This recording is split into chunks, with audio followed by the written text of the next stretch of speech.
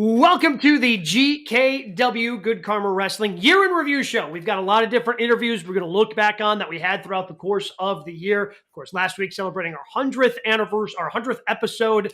So excited about that. And when we return next week in the new year, we'll also be getting ready and breaking down World's End, the latest pay-per-view from AEW. I'm Gabe Knudsen from ESPN Milwaukee. With me, as always, from ESPN West Palm, Brian Rowitz, and from ESPN 1000 in Chicago, he is Jonathan Hood.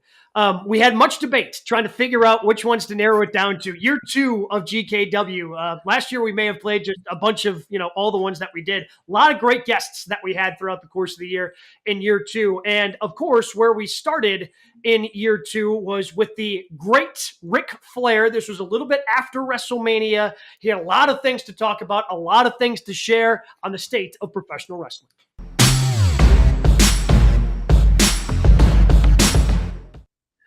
We are excited here on Good Karma Wrestling at GKW to welcome in one of the greatest to ever do it, the 16-time world champion who's going to be visiting some Florida dispensaries with Ric Flair drip. Of course, we're talking about the Nature Boy, Ric Flair.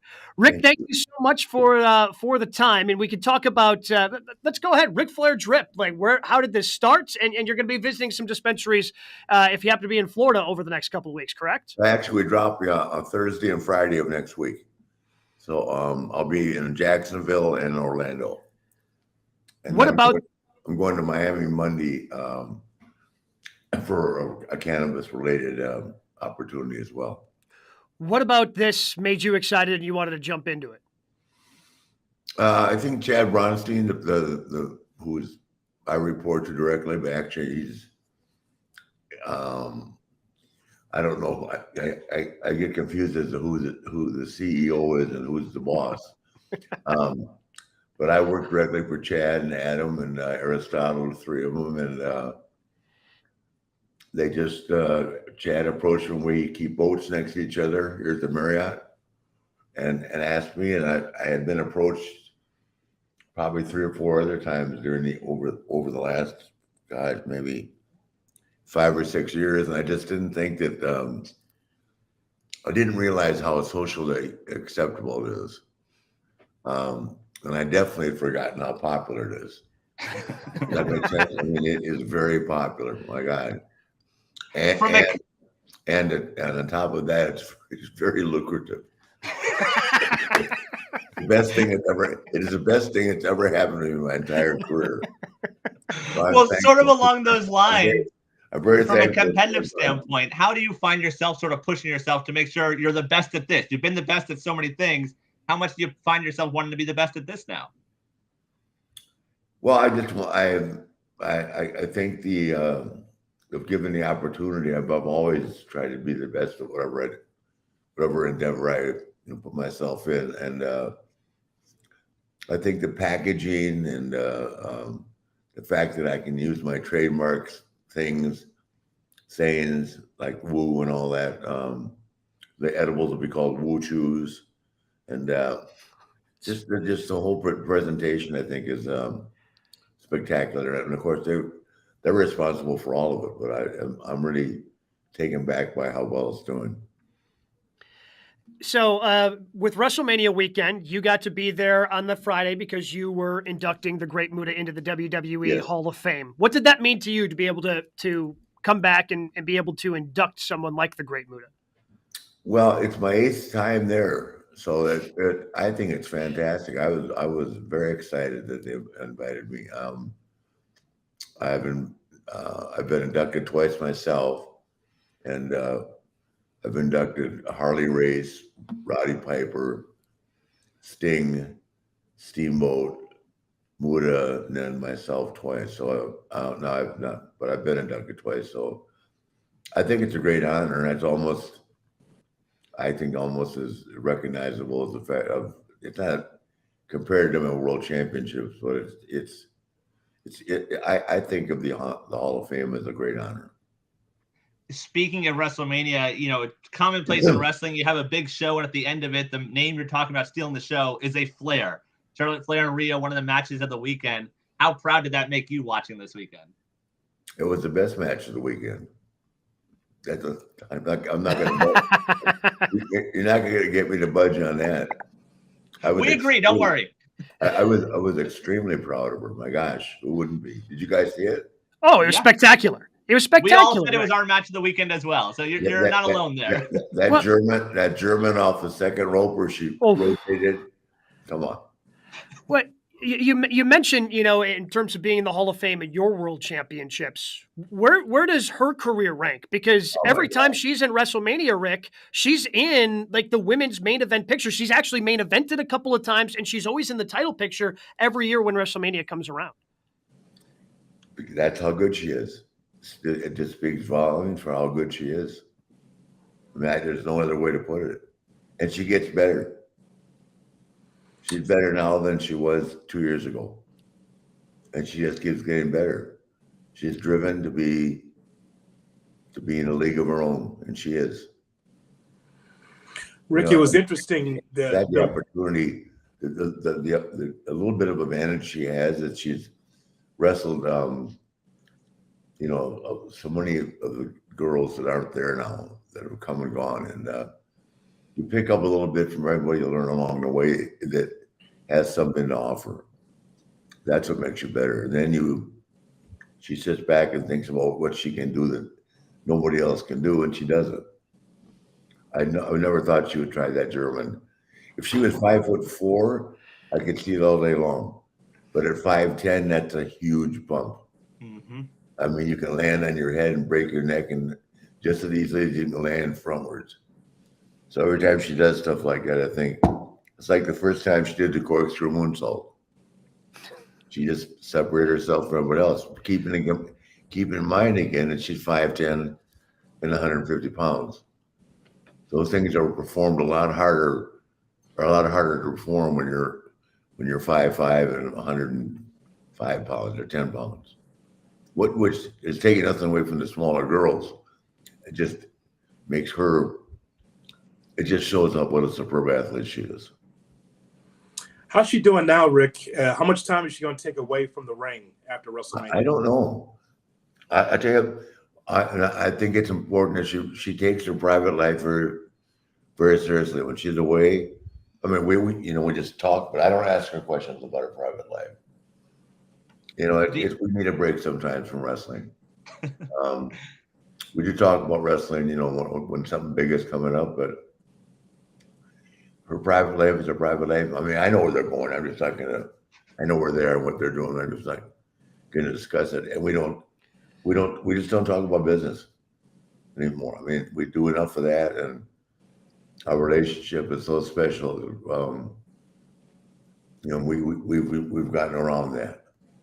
We used to talk about it all the time, but she's so good now. She doesn't need any advice from me. The other big part of WrestleMania, Cody Rhodes finishing the job. What does the Rhodes family mean to the Flair family? Well, I'll give you an example of what I was going to say, in reference to the tag match going on last, as opposed to Charlotte and Rhea. If factions were more important than singles title championships, I know the titles were involved both ways, but in my entire career, no tag match went on when I was world champion after me. And that's what I meant by tradition. I didn't mean they broke it. That was a comment made. I'm talking about tradition in my career. And but if that were the case, if storylines and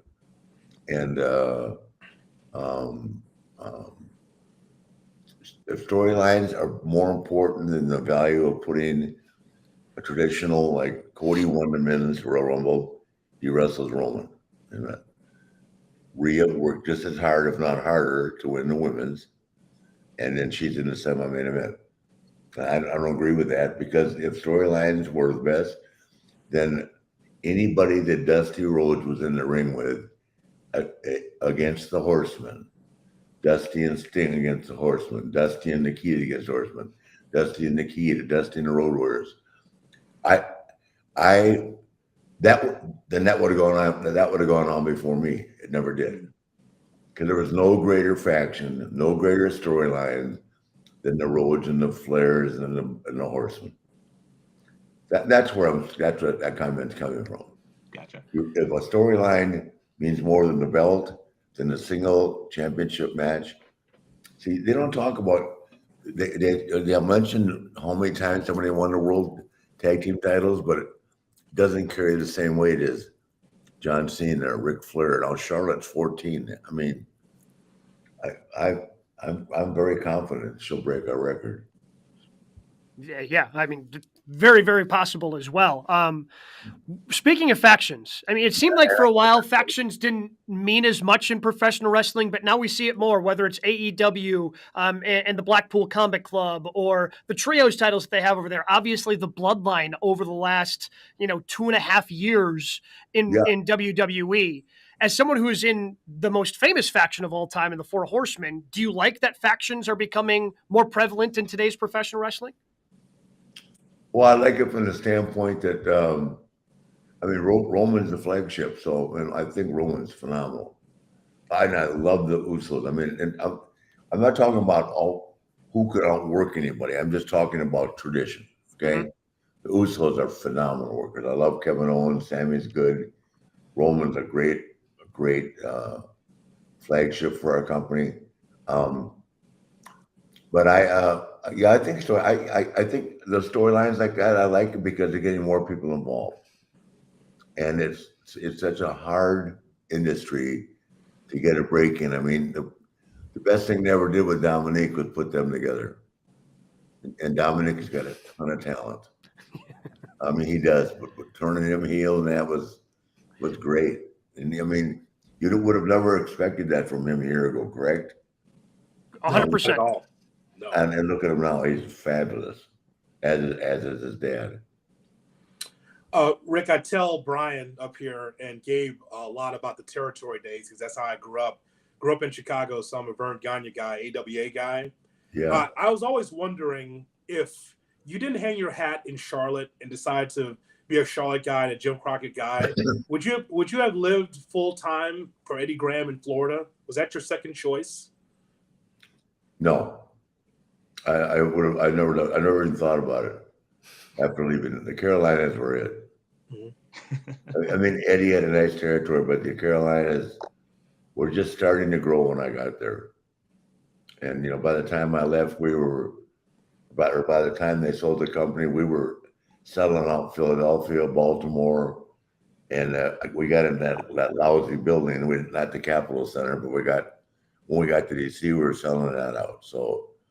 And a couple of times we went to the Meadowlands.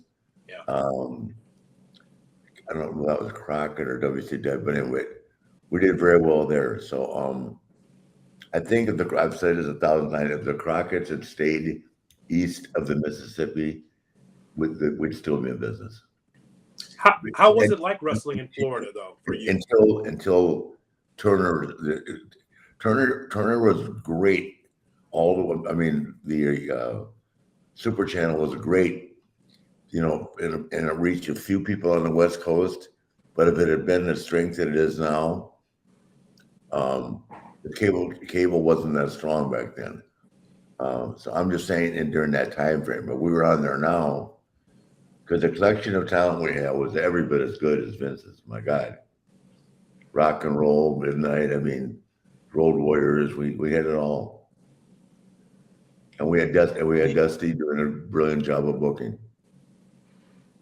You mentioned Vince, obviously WWE in the headlines this week, the merger with the UFC and Endeavor. What does it mean to you to see Vince McMahon sort of get this big moment and ultimately have a boss now for the first time in his life? Well, that remains to be seen. I'll have to hear that meeting. He's pretty tough. Imagine he'd be pretty tough to boss around. He may have to negotiate, but he's not going to get bossed around.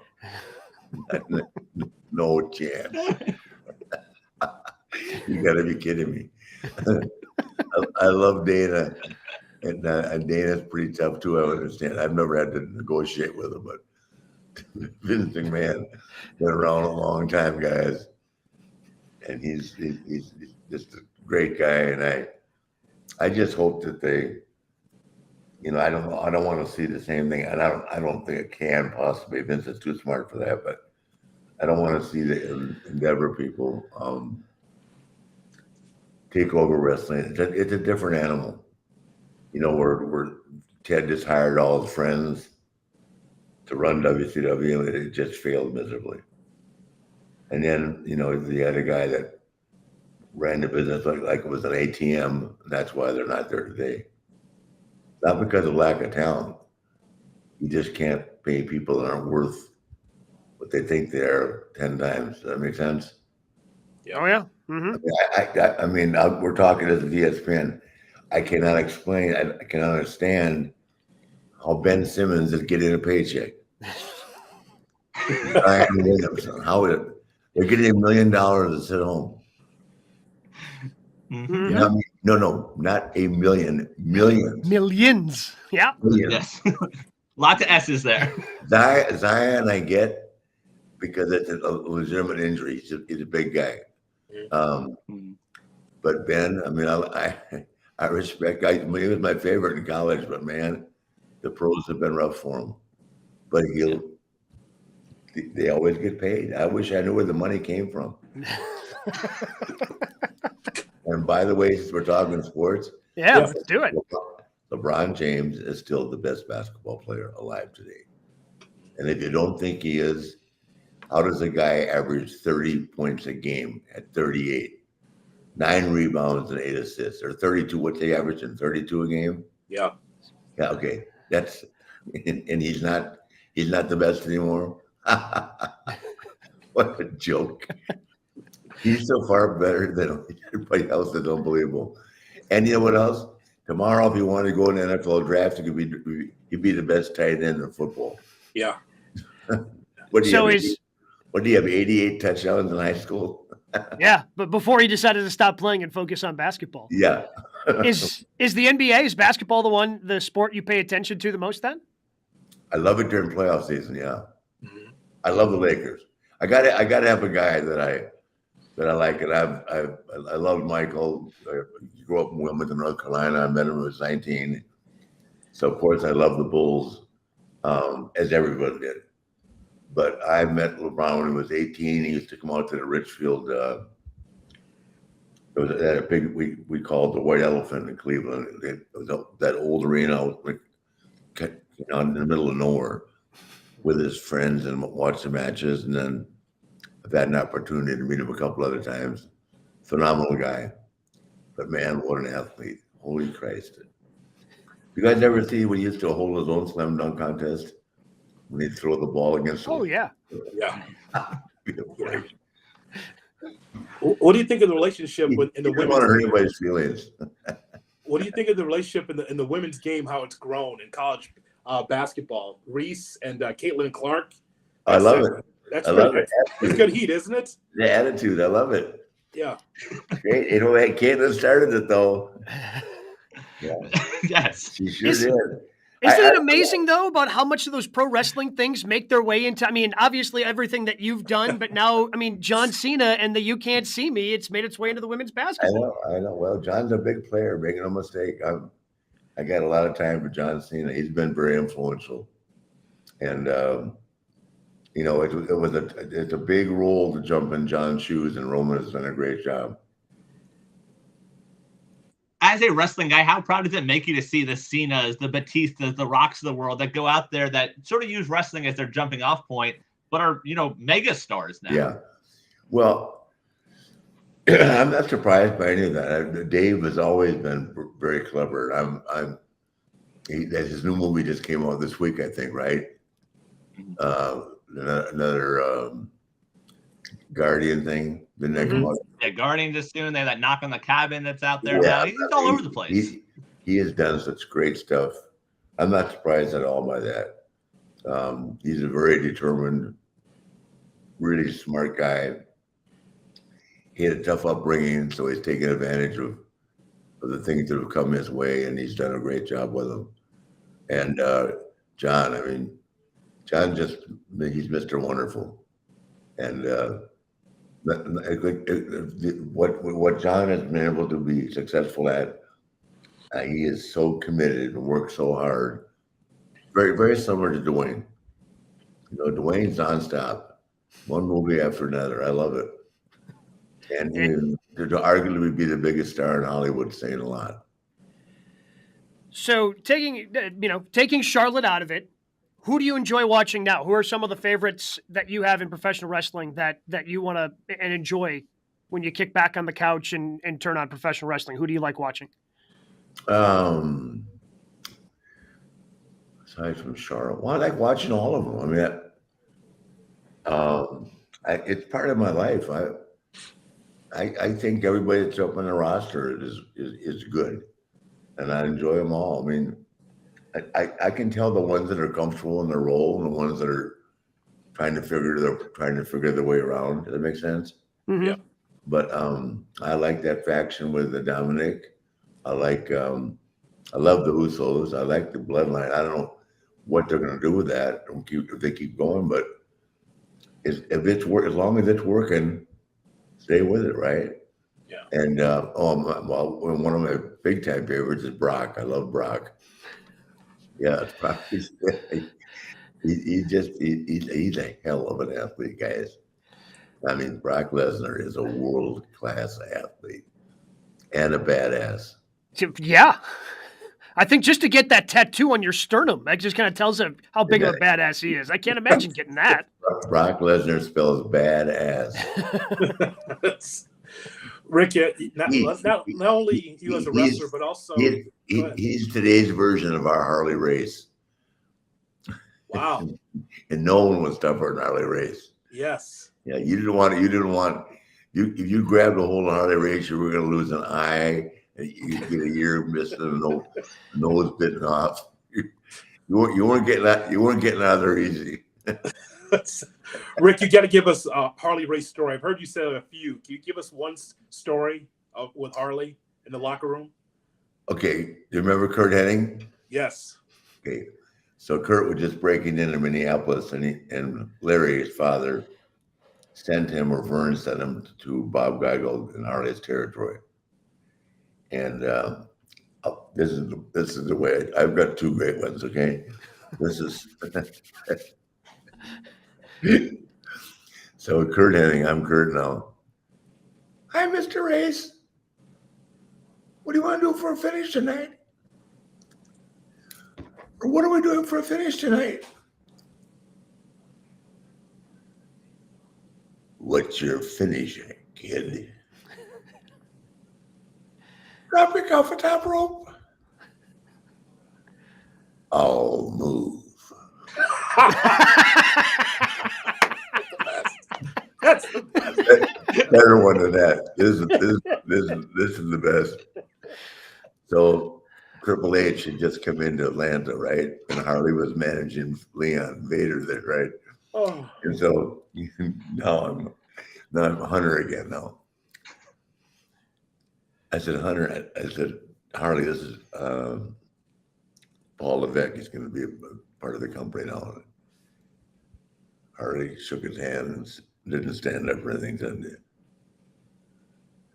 who broke in, kid? Killer Kowalski. He's the shits.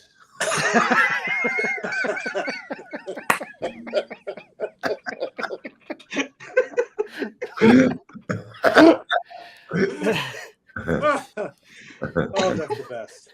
Hey, the rattlesnake thought he had me fooled as he stood 2 feet from me in my rocking chair on the porch. So I baited him with my right, with my left. Harley. I love that. God. Hey, you don't want nothing to do with Harley Race. I'd say, Harley, let's go have a drink. I want to play pool. Here's another one. He'd go over to a bar like in Fort Worth. I can remember like it was yesterday. All the cowgirls, cow guys, but 10 quarters on the table waiting to play, right? Mm-hmm. You cue off the wall, everybody look at him. Knock all the quarters off there. You go, I got the winner. Problem. Yeah, a couple of times there were several problems. A couple times there were several problems. Wow. So good. Yeah, he was the world champion, boys. He let everybody know it. Some SMU football players found out in a bad way one night. Oh man. Rick, before we get you out of here, we got to know, you had Ric Flair's last match last summer. Yep. Is that for sure? That's going to be it? That's going to be it? Yeah, but I wish I could do it again. Who's going to say no to you? Who's stopping you? Oh, it's just not realistic. I mean, we had that thing down to a fine art, but I woke up, I was fixated on weighing 218. And so the night, it's me, right? I'm out drinking all night. I wake up and I weigh 222. So I ate 3 egg white bites and a cup of coffee, right? All day long. So I did. Of course, the anxiety, the emotion, everything, right? So I walked out there and I felt great. And then all of a sudden I got lightheaded. So I made a mistake of saying to Jay, I don't feel good. But then, of course, there went like panic across the ring. Like it was my heart or something. It was nothing. I just got lightheaded. And the best line of the night is, so after Manny jumped on top of Jeff or Jay, I can't remember. And then the brass knucks, right? And Manny, my son-in-law, was going, "You have to wake up, sir. You have to wake up, sir." To put the knucks on my hand. You have to wake up, sir. Like, Manny, you should just slap me, then get up, you old bastard. Manny's so polite. You have to wake up, sir. Respect, even in the ring. Respect. Oh, God. Rick, I just want to thank you so much for the time, man. Anytime I get to do something with my daughter and Manny, those are the highlights of my life right now. Well, it was certainly a highlight for plenty of people who got to tune into it. Thank you so much for the time. Best of luck diving into all the different cannabis stores you're going to be visiting in Florida with Ric Flair Drip. I'm sure, just like everything else, it's going to be one of the best. Listen, you guys have a happy Easter weekend. Thank you, Harley. Bye, guys. All right, thanks. Of course, love talking with Ric Flair, guys. Like you get to talk to the Nature Boy. Even as he's like stared death in the face a couple of different times in the last decade, he still has that energy. He's still got that little Nature Boy pep to his step, and I always love being able to catch up with him. Yeah, he know that he still has that love for Harley Race, the late Harley Race, the former NWA champion. Gave us some old stories of Harley Race in the locker room. Just great, because his memory, after all these years, he still remembered those locker room stories. It was just great to hear from the Nature Boy. I think also we could have done another half hour with him on NBA talk. Like, he was so into that, talking LeBron and stuff like that, perked him up also. Amazing. Yeah, he was fantastic. Another interview we did not very long after that. It was a dual interview, and the first couple of pro wrestling, Britt Baker, Adam Cole, they were a pleasure to sit down and talk all things AEW in the middle of April.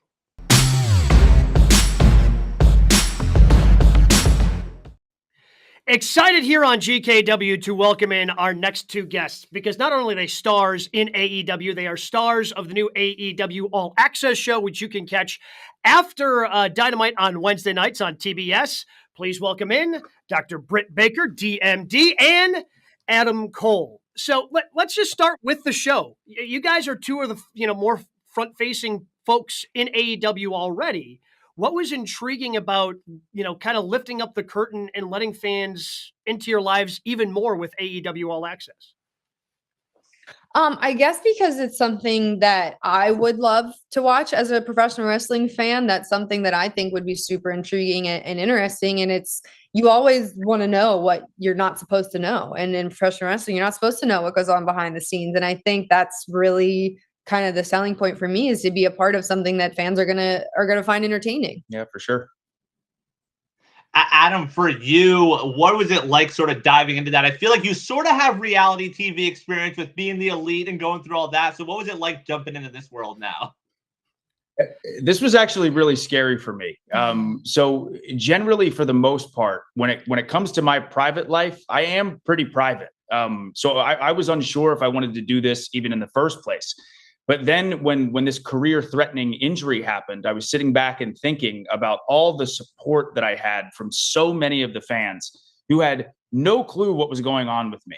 And I felt like it was really important that I got to document and showcase that story to the fans who have been so supportive. So I'm so glad that I did it.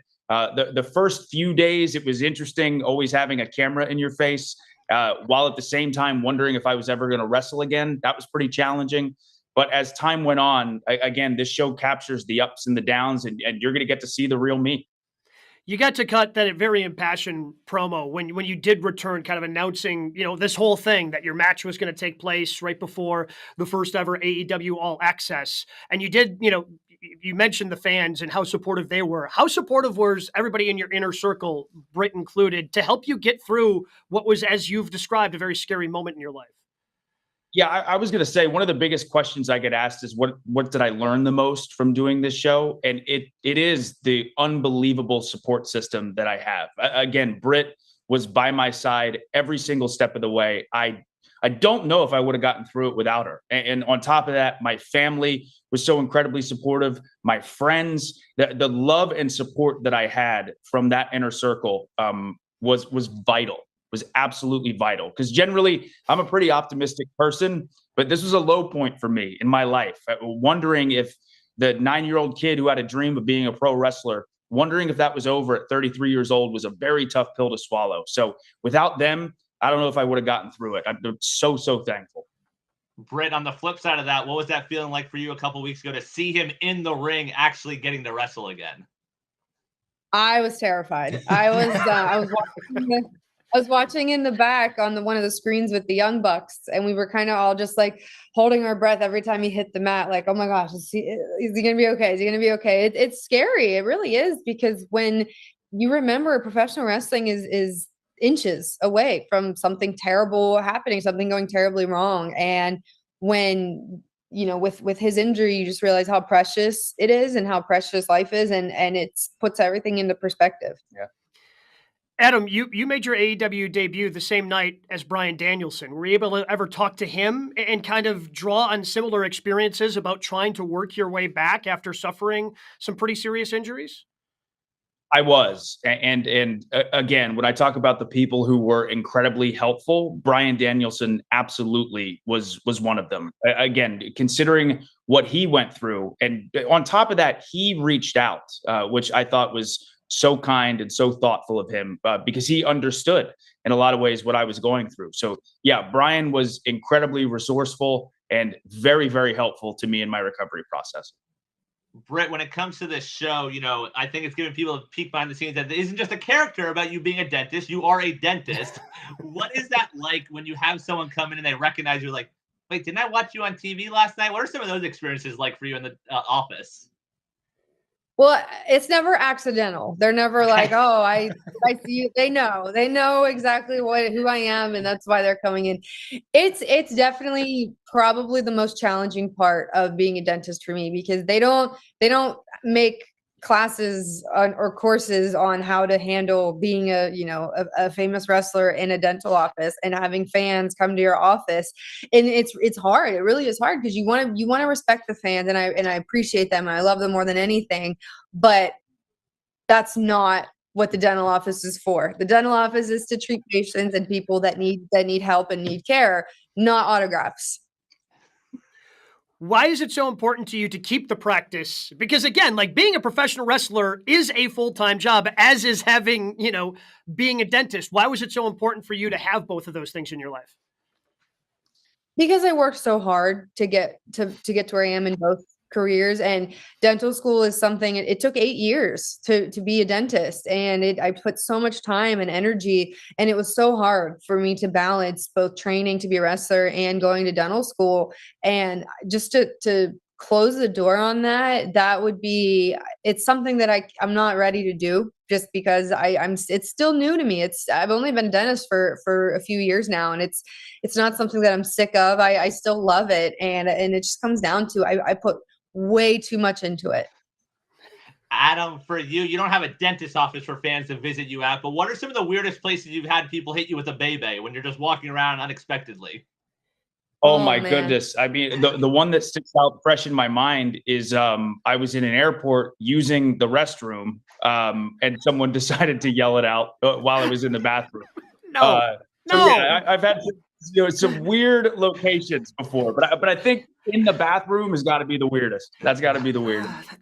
There's come on, people. There are rules. We're in a society. Like let the man do his thing, and whatever. He's walking around at the airport, hit him, but let's kind of keep that out of the bathroom at this point. Right. Britt, you've been with AEW since the beginning. So now to add this show, what's it been like for you to see the company grow from one show in Dynamite to adding Rampage on Friday night to then adding this behind the scenes show and a stadium show that's coming up? What's it been like for you to see this company grow as quickly as it has? There's a lot of pride, and I'm really proud to be a part of this and be like what I consider the foundation of this company, because I was here from day one. I was on the first All In when there was no AEW yet, and it kind of was the precursor to AEW. And I signed with AEW before there was no TV deal yet, and we didn't know if we were going to be in these huge arenas. And now for the second All In announcement to be at Wembley in the UK, that's so surreal to me. If you would have told me back in whatever year it was when the first All In was in Chicago that I was going to be doing a second All In Wembley, I would have told you were out of your mind, because it's something that you don't think is a reality until it happens. And then you think, well, of course it's reality. That's why I signed up. This is why I work so hard, is for moments like this. So sort of along those lines, do you ever step back and just sort of realize what you've accomplished as one of the pillars of this company that continues to grow? When do you step back and be like, oh yeah, I have accomplished that? I don't think it's something, because we're never satisfied. We're never happy. We always want more. You're always chasing the next thing. And I think that's really the key to success, is to be never satisfied. But on top of that, you do have to give yourself a pat on the back when it's deserved. Because we're all our own harshest critic. Absolutely. As is, but you need to be proud of yourself too. So with the excitement around Wembley, it's hard to imagine them having a card without you two on it. What are matches? Who do you guys want to face inside a huge stadium, large crowd at Wembley Stadium later this year? Well, what's exciting for me is there are so many guys that I want to step into the ring with at AEW that I haven't had the chance to wrestle yet. And when I think about all these different possible matches, like a Sammy Guevara or a Darby Allin or even a Jungle Boy again, or something like Jay White or something like Kenny Omega, or maybe even something like MJF for the AEW World Championship. I don't know. There's a lot of different possibilities, but I know whatever I'm involved in at Wembley, I want it to be special. And my God, I cannot wait for this show. Same for me.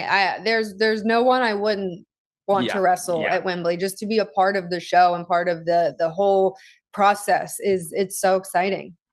Whose match is going to steal the show? Whose match steals the show at Wembley? Is it going to be you, Britt, or is it going to be you, Adam? Who's stealing the show?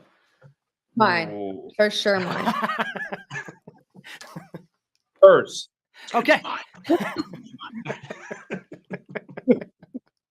Adam, we've talked a lot to some AEW wrestlers on this show, and they always talk about the locker room and how they learn from the dirt sheets how apparently it's happening in the locker room.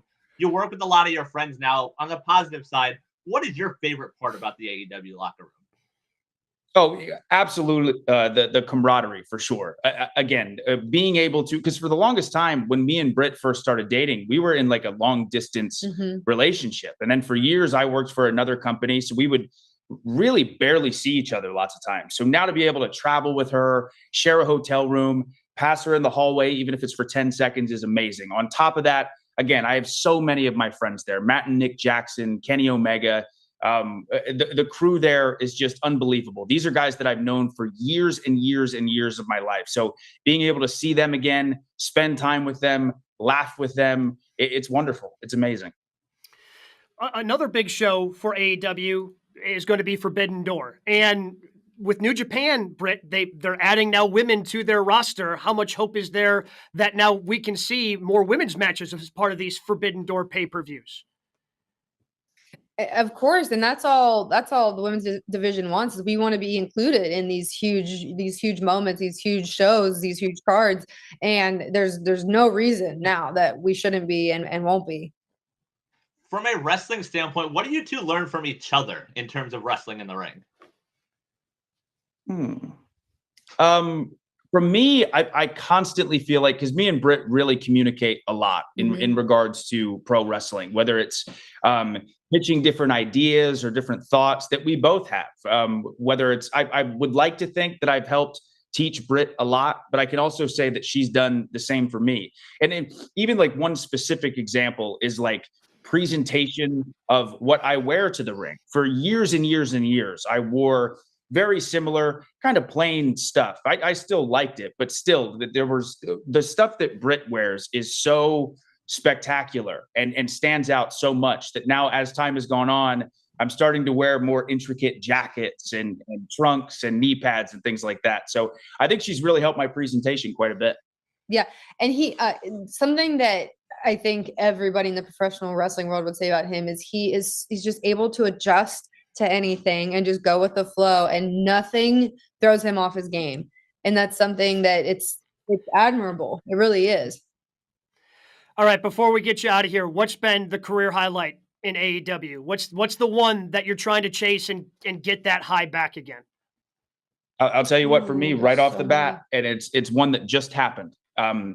Being able to return to the ring after 9 months, after months of thinking I was never going to wrestle again, being able to have that match against Danny Garcia with the support of that audience, to be able to hug the love of my life in the middle of the ring afterwards and have confetti fall down. I mean, that was a fairy tale moment for me.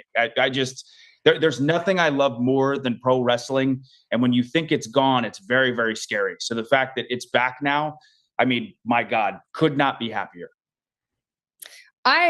Mine's kind of tied. So when we went to Pittsburgh and I defended the title for the first time in Pittsburgh, it's the first time defending the title in front of my family, in front of my friends. It's in Pittsburgh. It's literally in the building directly beside the dental school that I spent 4 years at. That was so surreal, because that's something that's what I worked so hard for, in that exact building. So that was really cool. And it was so special. And then also being the first ever women's main event for Dynamite, having the lights out match, and just being a part of something that so many people were proud of and so many people were talking about, just having a moment where you're really making a difference in the history of professional wrestling and of women's wrestling. That's something you always want to chase. You want to be remembered. Britt, Adam, thank you so much for the time. I feel like AEW's on a roll. Can't wait to see what you guys have in store on Wednesday nights, not just with Dynamite, but of course with AEW All Access, TBS, Wednesdays right after Dynamite as well. Thank you. Yeah, thank you both. Of course, Britt Baker, Adam Cole.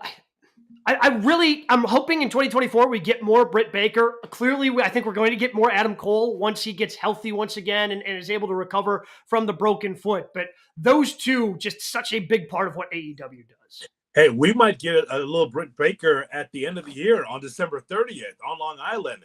Takes the mask off. It might be Britt Baker under that. He might be the devil. We'll find out. But you're right. In 2024 early, we're not going to see Adam Cole. Britt Baker's already complained, hey, I want some mic time. I want some time in the ring. You know what, Broets? I think we're going to see a lot of her in 2024 for sure. Yeah, I think that's a couple you can literally build around. I think you can do stuff with them on cam together and like build that up. Like it was fun to sit down with them because they both just seem genuinely nice people. Like everyone gets along with Adam Cole as like the locker room's combusting around him. He's just having the time of his life. So it was cool to sit down with both of them. Again, and Britt Baker with the tweets of the year, talking about the miracle of him standing since, the reason he couldn't load the dishwasher at home is because he's not supposed to be standing for very long. Yeah, he's showing up at pay-per-views standing in the corner or getting ready to fight in a world championship match. Another one from AEW that we enjoyed this year, and again, big props to Miro for we dealt with a lot of technical difficulties just to get him on. And he sat there, he grinded his way through to get on and join us. And he was very reflective about his career and who he is as the Redeemer. KW, I know pro wrestling fans are excited to see him back on our televisions coming up this Saturday live from the United Center in Chicago. He is none other than the former TNT champion. He is Miro.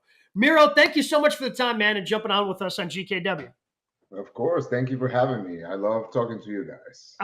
So the pro wrestling fans, I think, are excited to see you. How excited are you to be back inside a pro wrestling ring on Saturday? Very excited. I've been aching for a long time. The Redeemer's been in the desert looking for answers, maybe finding them, maybe not. But we have to find out this Saturday. But I'm very excited to be around the wrestling community and just the fans, man. I've never been to a United Center, never wrestled there. And the people in Chicago are unbelievable. So I'm really looking forward to it. Miro, how difficult was it for you to have that time off? Fans have been looking for you. They love you and your character. So what was that like, just being off and being away? It sucks. It sucks. Just like I said, looking for answers and not getting any. It's not a good place. And not just me, but just overall as a human being, when you have no answers to all these questions, it just eats you inside.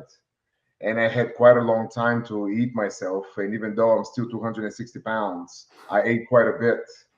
But I'm aching. I'm aching to come back and to find out what's going on, what's happening. It's been a while. What did you miss the most during your time away? The fans, always the fans, always the fans. That there's just nothing like the professional wrestling fans. That instant connection that you have with them as soon as you not even walk out, as soon as the music hit, when you hear the shofar, you hear the people just rising, they roar, man. That's what I miss. I miss performing in front of them because they deserve the Redeemer and I deserve them. I was able to get some, Miro, and was able to get them on East New York on CBS. And I saw you, and I've been watching that show ever since, by the way, because I'm thinking, I'm not getting Miro on the ring, but I'm getting him as a recurring character. And then they shot you, man. They killed you. Spoiler alert, man. Spoiler alert, Jay Hood. No, it's early enough. People figure it out. So I turned to my wife, I go, they just killed Miro. She goes, who? I go, they killed my Redeemer. Yeah. So what was that experience like working with Richard Kind in East New York? It was great. It was so good. It was such a great opportunity because it was such a big show, and it's the pilot episode, we got 4 million views or whatnot, and all these guys who've been acting forever, just to give me the time of day to talk to them, to pick their brains, and all the producers, the directors, everybody was so great. I just loved that experience, but it wasn't that long, but I just cherished every single moment, and it got me to live in Brooklyn, for a couple of weeks, which I previously hated, New York, but being there for a couple of weeks, living there like a local Brooklyneer will, I really had a good time. I really had fun times. For those watching online, they can see it does say indeed Miro the Redeemer. So is that who we can expect to see back on Saturday, is the Redeemer, or are there going to be tweaks to what the Redeemer is? Are those some of the answers maybe you found? The answers I've been looking for, I haven't found, but what we've done in AEW, it's I would say it's the longest story that we've had since the beginning, the arc of the character. Like I said, we started with the gamer, and then he had to snap, he had to, destroy his best friend because he thought he was sabotaging him, to finally peak further and further, finally to find God on his side and run with that. And then after that was done, when the title got taken away, then I became from God's favorite champion to God's forsaken champion. It's always an arc. It's always an arc, but Redeemer is always there. And I don't think that anybody in the whole company can say about this continuous growth of a character like I have. But that's what I love about the professional wrestling. I love the storytelling. It's not just about two people in the ring swinging around. I think I love the storytelling of the business, and that's what I tend to do once I come back as the Redeemer. Miro, I think in all walks of life, we have to have allies or mentors or people that are on your side. Who are some of your closest friends in the business that get you through the good and the bad? Man, I would say Sheamus probably. Sheamus, he's a good, he's a great friend of mine. He's like a brother. We live together in Nashville, so I spend a lot of time with him whenever I can. If I can't see him, we always talk. But also this kid who just Toa Leona, he just started recently in AEW.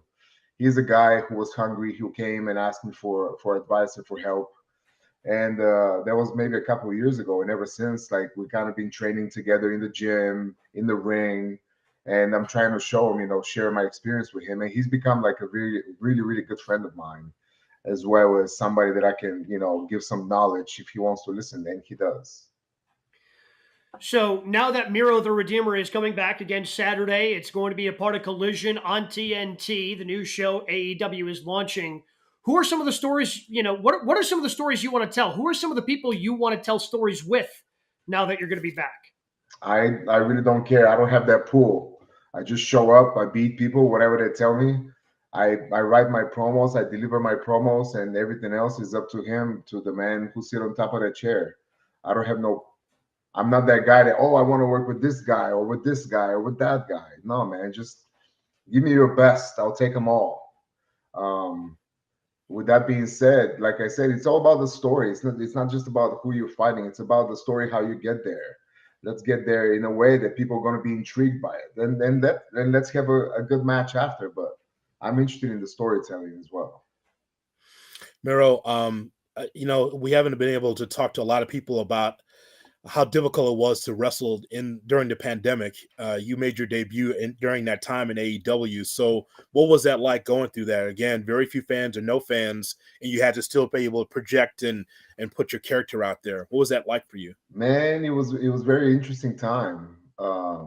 Because I have never wrestled in front of nobody since WWE developmental days. When we had like 50 people in the audience, and it was so weird because when I got released from WWE, we still had the 20,000, 30,000, 50,000 people. Saudi Arabia, 60,000 and all that. So it was interesting, but it's a challenge. It was a challenge for everybody, not just for me. But once you know who you are and know how to turn it on, it doesn't matter if it's 1 or 1 million people out there. You gotta be sure of who you are and not just fold under pressure, because there's a lot of pressure where there's nobody there. As professional wrestlers, we're used to getting the instant or boo or whatever. But when there's nobody there, you just gotta trust that what you're doing is good. And I always knew that my I was gonna say a bad word, my stuff is the best. So I have no doubt in myself. So therefore, personally, it did not bother me, even though I love the fans. Of course, we all wanted to see the fans, but hey, we went through it, and now we're back in the full arenas. I understand maybe this might be a tough question to answer, but what is it about the characters, whether it's been the Gamer, whether it's been the Redeemer? I just feel that fans have always been drawn to you. Is that what kind of allowed you to give some of that confidence that you were just talking about during the pandemic when no one's there? Because again, I feel whatever character you've put out there has been attractive to fans and they've been drawn to it. Oh, it's about committing. It's about committing to the character and not half-assing it. Because once you half-ass it, these people can tell right away. They'll chew you out for it. And I've always prided myself not with the greatest Dave Meltzer 6-star matches and all that kind of like irrelevant stuff. I always pride myself with a crowd reaction and the connection, like you said, with the people. And that's always going to be my number one goal, to connect with the fans, give the reaction that I want to receive, and then go by that. And I know I'm the best at that because I don't just put my stuff together, just A, B, C, D, E, F, whatever it is. I want to be out there. I want to feel what these people want to see. And that's something that I learned from Cena, just it's not about a match. It's about who is out there, who's watching, what are you hearing?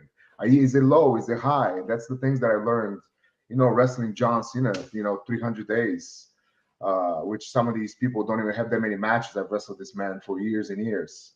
And he's just one of my teachers and mentors. I can name all these other Hall of Famers that taught me.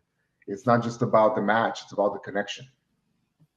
So, do you get a chance to pick your music? And the reason why I ask is because last time you were in Chicagoland at the Sears Center, as soon as that first chord hits, people know it's you, and the people just stood up and they applauded and they cheered. What's that process like with the music? Well, I had that. Sorry, somebody's bringing me. Tony Khan. I had the vision, man. Once the character was coming together, the Redeemer, and I knew, because the Redeemer is who I am. It's not just a fake character. I believe in Jesus. I believe in God. I think He brought me everything I have. So it's my duty to serve Him and show the people that God is real. And once everything was starting to come together, I'm the best man music did not work. It worked for the previous guy, but not now. And I had a vision for this new song, and I got together with the music department, and I knew what I wanted. I knew I wanted the shofar to start. I wanted some drums. I wanted some battle rhythms. I wanted all that. I wanted to feel that we're going to war with God on our side. And that's how everything came together. He sent me one thing. I said, no, let's switch this with this and this with this. And we started like cutting it down and narrowing it down. And what you hear now, it's the final process, the final product.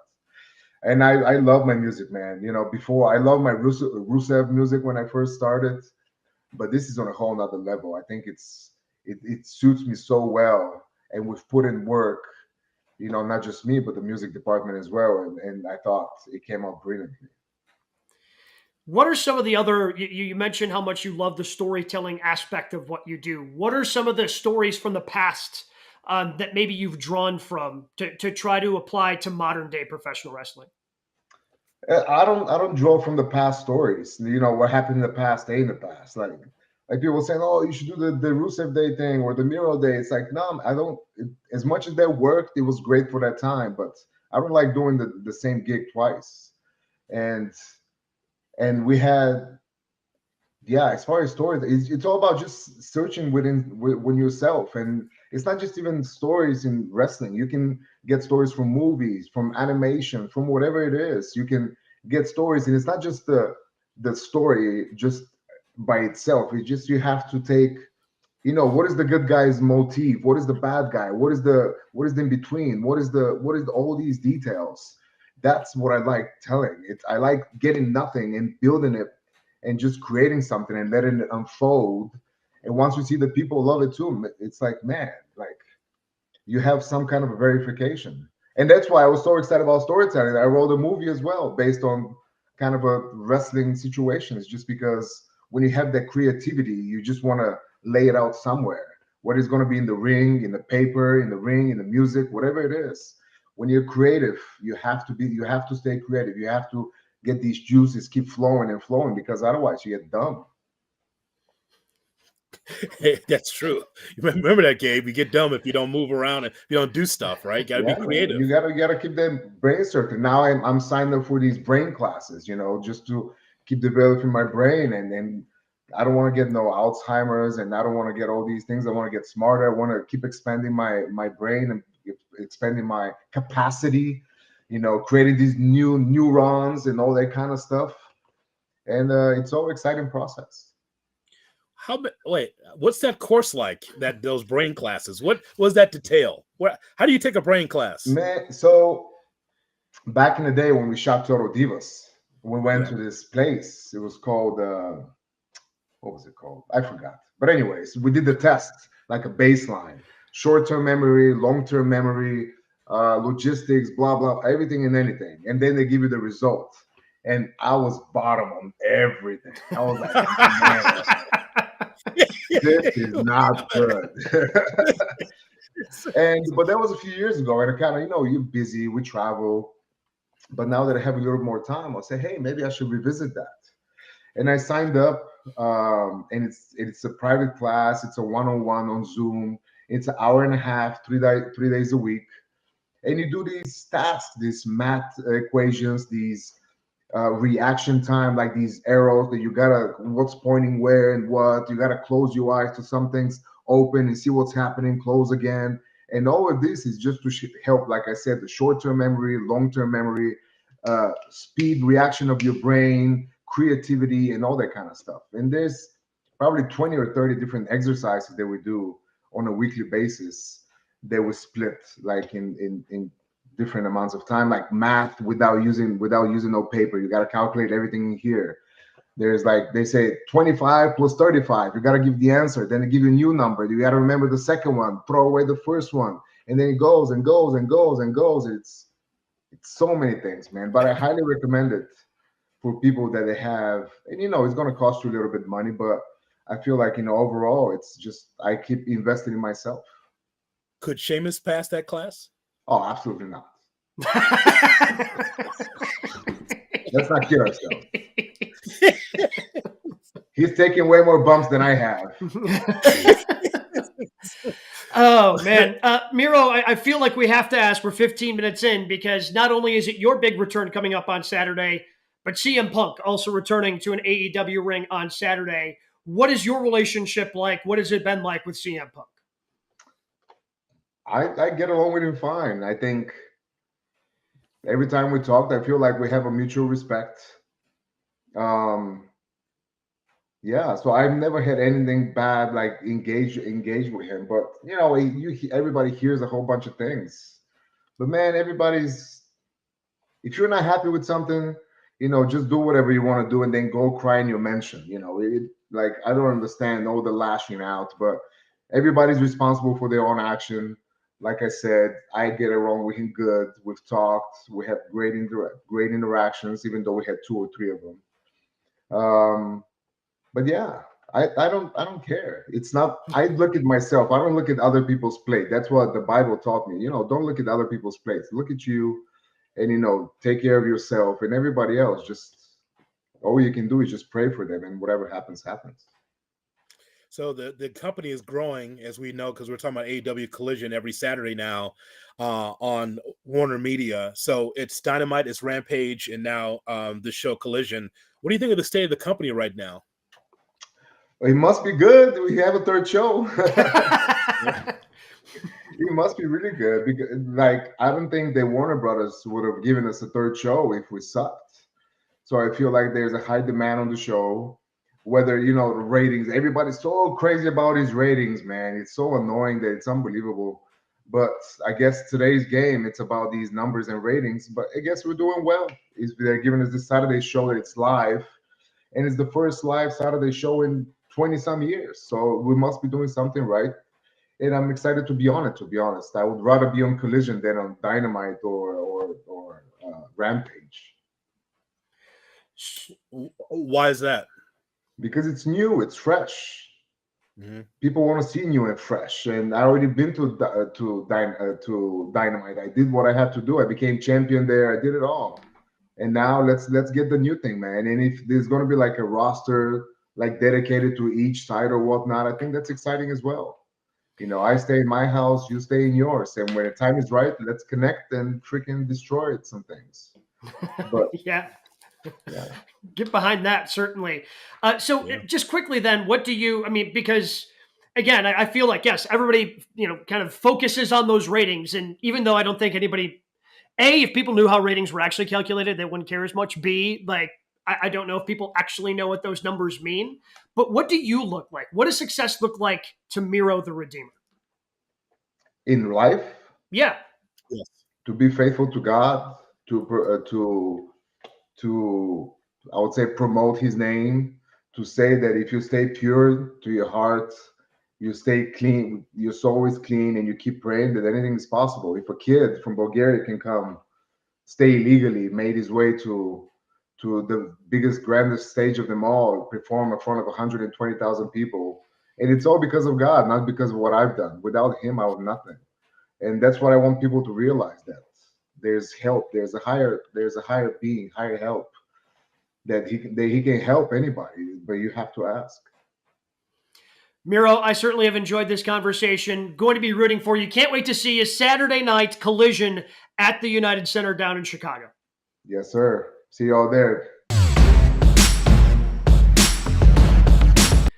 Miro, again, another player, another person that we're starting to see more and more of with the addition of Collision. It's such a big roster for AEW.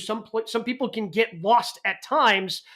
Again, hopefully his wife, CJ Perry, able to recover as she's dealing with some ER visits as she was dealing with an infection. As they were kind of building towards an interesting storyline with the two of them, her being representative of Andrade El Idolo. So a lot of good things, I think, coming in the future for Miro, who always seems to be a fan favorite. People seem to perk up anytime he enters the arena.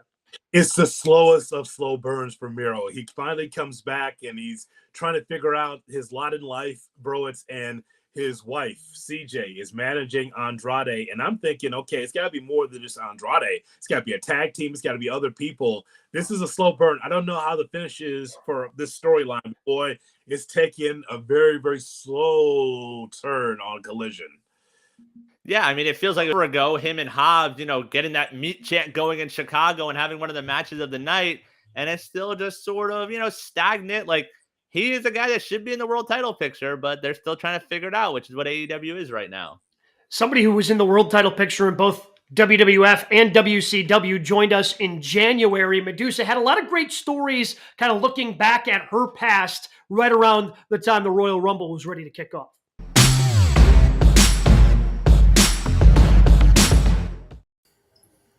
Welcome back to another edition of GKW, Good Karma Wrestling. I'm Gabe Nigel. He's Brian Rowitz, along with Jonathan Hood, and we are very excited to talk to our next guest. She was inducted into the WWE Hall of Fame back in 2015. Please welcome in, also, by the way, two-time Monster Truck champion. We definitely need to get into that at some point in time. Please welcome Madusa to GKW. Book coming out end of March. You can pre-order it now at Amazon. The Woman Who Would Be King, the Madusa story. Let's just go ahead and start there. Why did you decide that you wanted to write a book and share all the great stories you've got? Oh my gosh. Why would it? I mean, that title could have been so many different titles.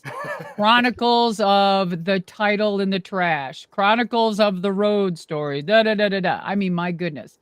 However, I got a new, for your acronym, GKW. Is that right? Yep. Yes. Girls Kick Wide World. I don't know. It just came to my mind there. But anyway, yes. So how did this book come about? I mean, I have like 40 years of life and 20 years of monster trucks, 20 years of pro wrestling and so on. And I'm still active in it. So why wouldn't I write a book? One, because of the circus of it all, let's say, no pun intended, but yes, there's just valuable things that I learned. And there's a valuable things that I've taken away and definitely still having fun. So I never dreamed about being a pro wrestler. I mean, I was just doing my thing and I was putting myself through nursing school, and instead of mending bones, I found I was breaking them. So hey, I took it was a huge transition. Madusa, tell us, how's life for you right now? You pop up everywhere, a lot of autograph shows. All of a sudden, you're on Monday Night Raw. How's life for you right now in 2023? Freaking awesome. Like ecstatic. Like when I just came on here and saw you guys, I'm a real happy person anyway. Now, don't get me wrong. There's things that kind of just, irk me, but you deal with it. You just kind of sit, you take it in, and I think about it and I make my move. So I'm life is good. I mean, you have your everyday situations or adversities in life and things that you're dealt and you deal with them. But I think being in this business has really taught me how to do that in life very well. Now, I'm not going to say it's always been 100% great, because pro wrestling, more so than anything, has really, it really made me a jaded person for a while. So in the past, of course, but I've overcome that. And yeah, I love life right now. I really do. For you mentioned that belt and appearing on Nitro, throwing that belt away, one of the iconic moments in pro wrestling. If someone told you that night that you would be back on a WWE stage, you would be in the Hall of Fame, you'd be part of Raw celebrations, what would your reaction have been back then? So if they would have said, look, just go ahead and throw the title in the trash, you're going to be back on anyway, I probably still would have done it, either way. But I knew that throwing the title in the trash, I didn't think it was going to end my relationship with WWE for all those years. I can promise you, I promise you that. I didn't even think anything of that. Actually, I just thought, well, I have to give the title back to them, and they haven't asked for it yet, which was kind of weird. And I mean, before they even let me go, they sent me a letter in the FedEx, and I mean, I was like, what are you doing? I'm getting ready to catch a plane to come work for you. And I get a FedEx in the mail, right? But yeah, I just, I don't know. It was just one of those things that started the Monday Night War, and those guys made money and I didn't. So they can thank me. So what are the reasons that, you mentioned, women's wrestling, and you were very outspoken in the early 2000s about how you didn't like how things were becoming more or less just bra and panties matches, and they were going away from women's wrestling. How do you think women are represented in the professional wrestling world today? Well, I mean, that's a no-brainer. I mean, it's 10 times better, thank God. Now, there was a transition in women's wrestling that I didn't like because I like to wrestle. I didn't go into pro wrestling to wrestle in my bra and panties. There was other things you could do if you wanted to do that. But so I had to either agree or go with it and say, hey, what are you doing? Have a few come to Jesus talks with myself and say, either you're going to do it or you're not, or change what you don't like. Why be miserable? And so I did. And the women that chose to do what they did during that era, I mean, that was their choice. And it's not against the women per se. It's not against the individuals. It's unfortunate that a lot of them were forced into situations that were demeaning. It really was. And a lot of them will tell you that. At that time, if you were to ask them that, I don't think they would say it because it was their paycheck. Damn straight. None of them had legs to stand on. None of the women were getting paid $1 million contracts like they are today. A few women are getting paid and they do have a great life. Some of them do have $1 million contracts, and it's endless, the opportunities for women, and it's about damn time. It's about damn time in a minute. Okay, never mind. So it just, and that's a good feeling. And I'm telling you, it's, the world is, it's endless what the women and not just women, men don't have equal opportunity either. It's just not about the women. They've come a long way, and they're at they're at a point where it does need to get better still. What doesn't, right? Everything needs improvement. Could Monday Night Raw have been different, more women, longer this, longer that? Oh yeah, okay. But I'll tell you what, that was one of their highest rated shows, and it was a damn good show, Raw 30. Yeah, no question about it. Yes. So I watched you in the AWA, and I saw you recently on Vice talk about your matchups against Sherry. But I want to talk about the word trust, because you're a young wrestler at the time, and you and Sherry were a major attraction for Vern in the AWA. What was that trust factor like between you and Sherry, knowing that Sherry tried to beat you up? What was that like? There was no trust. She hated me. That bitch hated me. Are you kidding me? I was coming in on her territory, and I was like, oh, who's this girl with the slinky this and showing nylons and legs and wasn't wearing granny stuff and blah, blah, blah. And I was like, wow, it was so green. I didn't know. I didn't even know psychology. I didn't even know what a work was yet, Mm-hmm. And boy, she was fit to be tied. We had some confrontations, but at the end, not at the end, but in later on, her and I became best friends all the way to the end, to her funeral, man. Oh, yeah. She was a brawler. She wasn't a great wrestler, but she was a damn brawler. And the best thing about Sherry, her psychology and timing was bar none the best. Like, she knew where to go, her spots, and some of her promos. Lord have mercy. And Luna was good too when it came to timing.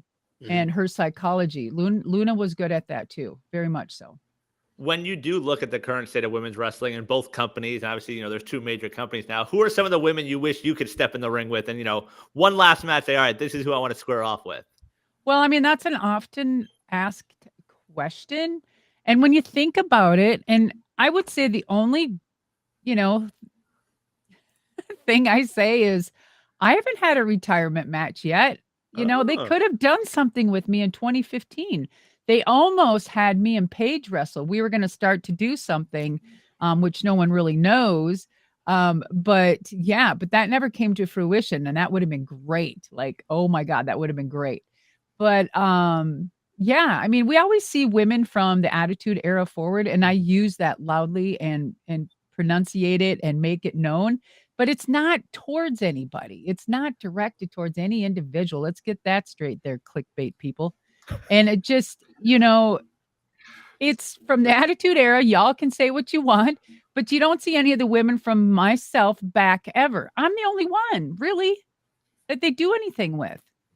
And it's crazy. You have Wendy Richter, that was one of the biggest things ever for WrestleMania 1 and Cyndi Lauper, right? Yeah. What the hell? I mean, it's in the Jumping Bomb Angels and the Golden. I mean, good Lord. I mean, there's some amazing talent back there, but maybe it doesn't fit the narrative, and what they want. Do you have a question there, sir? Yes, Lucy, I do. Do you have any plans on Saturday, like around the Texas area? Do you have any plans? This Saturday? If I did, I sure in the hell wouldn't tell you. I like it. I will tell you, no, I wasn't asked to go to Rumble this year. So no, I'm not in Rumble.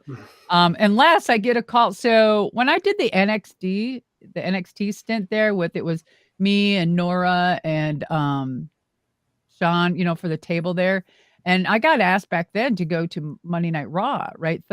Raw 30. And then like 3 weeks before Raw, they said, change of plans. I'm like, okay, no big deal. And then 2 days before Raw, hey, yep, you're back in. I'm like, what?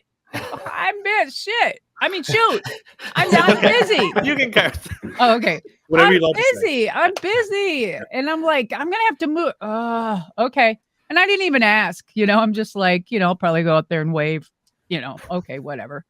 So, and I know my role. I'm a legend, and it's not about me. It's about the kids today. Right. So I wasn't expecting much, but the thing is that, it was interesting. It was. There was a lot of scuttle, and a lot of people were upset. I should say a few people were. I mean, I was there.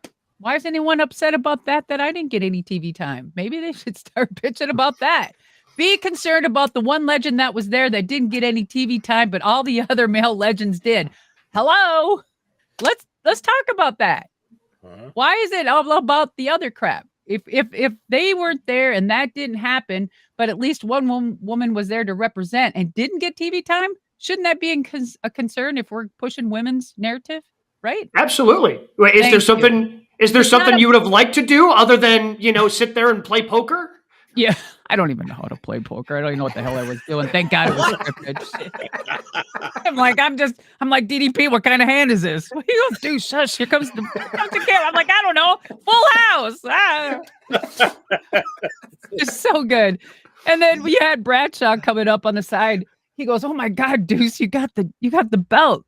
I go, "Yeah." He goes, "Oh, is it good?" I said, "Yeah." They said, "Go ahead." And I'm like, "Okay." So I threw the belt on the table. I'm like, I am going to use this everywhere because I am still the champ. I love that. I'm just having fun, guys. What else do you do but have fun? Oh, Exactly. Pro wrestling's supposed to be fun. That's what it's supposed to be. Yes. Memories, having fun and camaraderie and just building. I had such a good time. And everyone is just running around with their butthole tight. And I'm like, my goodness. Why is everyone so uptight? Have a good time. It is what it is. You ain't going to change it. Yeah. So you mentioned earlier about how you didn't grow up loving pro wrestling. You're not even sure. Like, how did you get into pro wrestling then? Like how? Because so many of these people that go on, they like, oh, we grew up, we love watching this, and this, and they always knew they wanted to do it. So how did you get into it, and how did you learn it so quickly? Well, I was from the best state ever. I think it's in the water. You know how many great people came from Minnesota, AWA. I mean, we had the Nick Bockwinkel's, the Wahoo McDaniels, the Road Warriors, the Ric Flairs, blah, blah, blah. It goes on and on and on. It was something in the water. guys. Or since it was Minnesota, we were frozen half the year. So, I mean, hey, we lived a good life.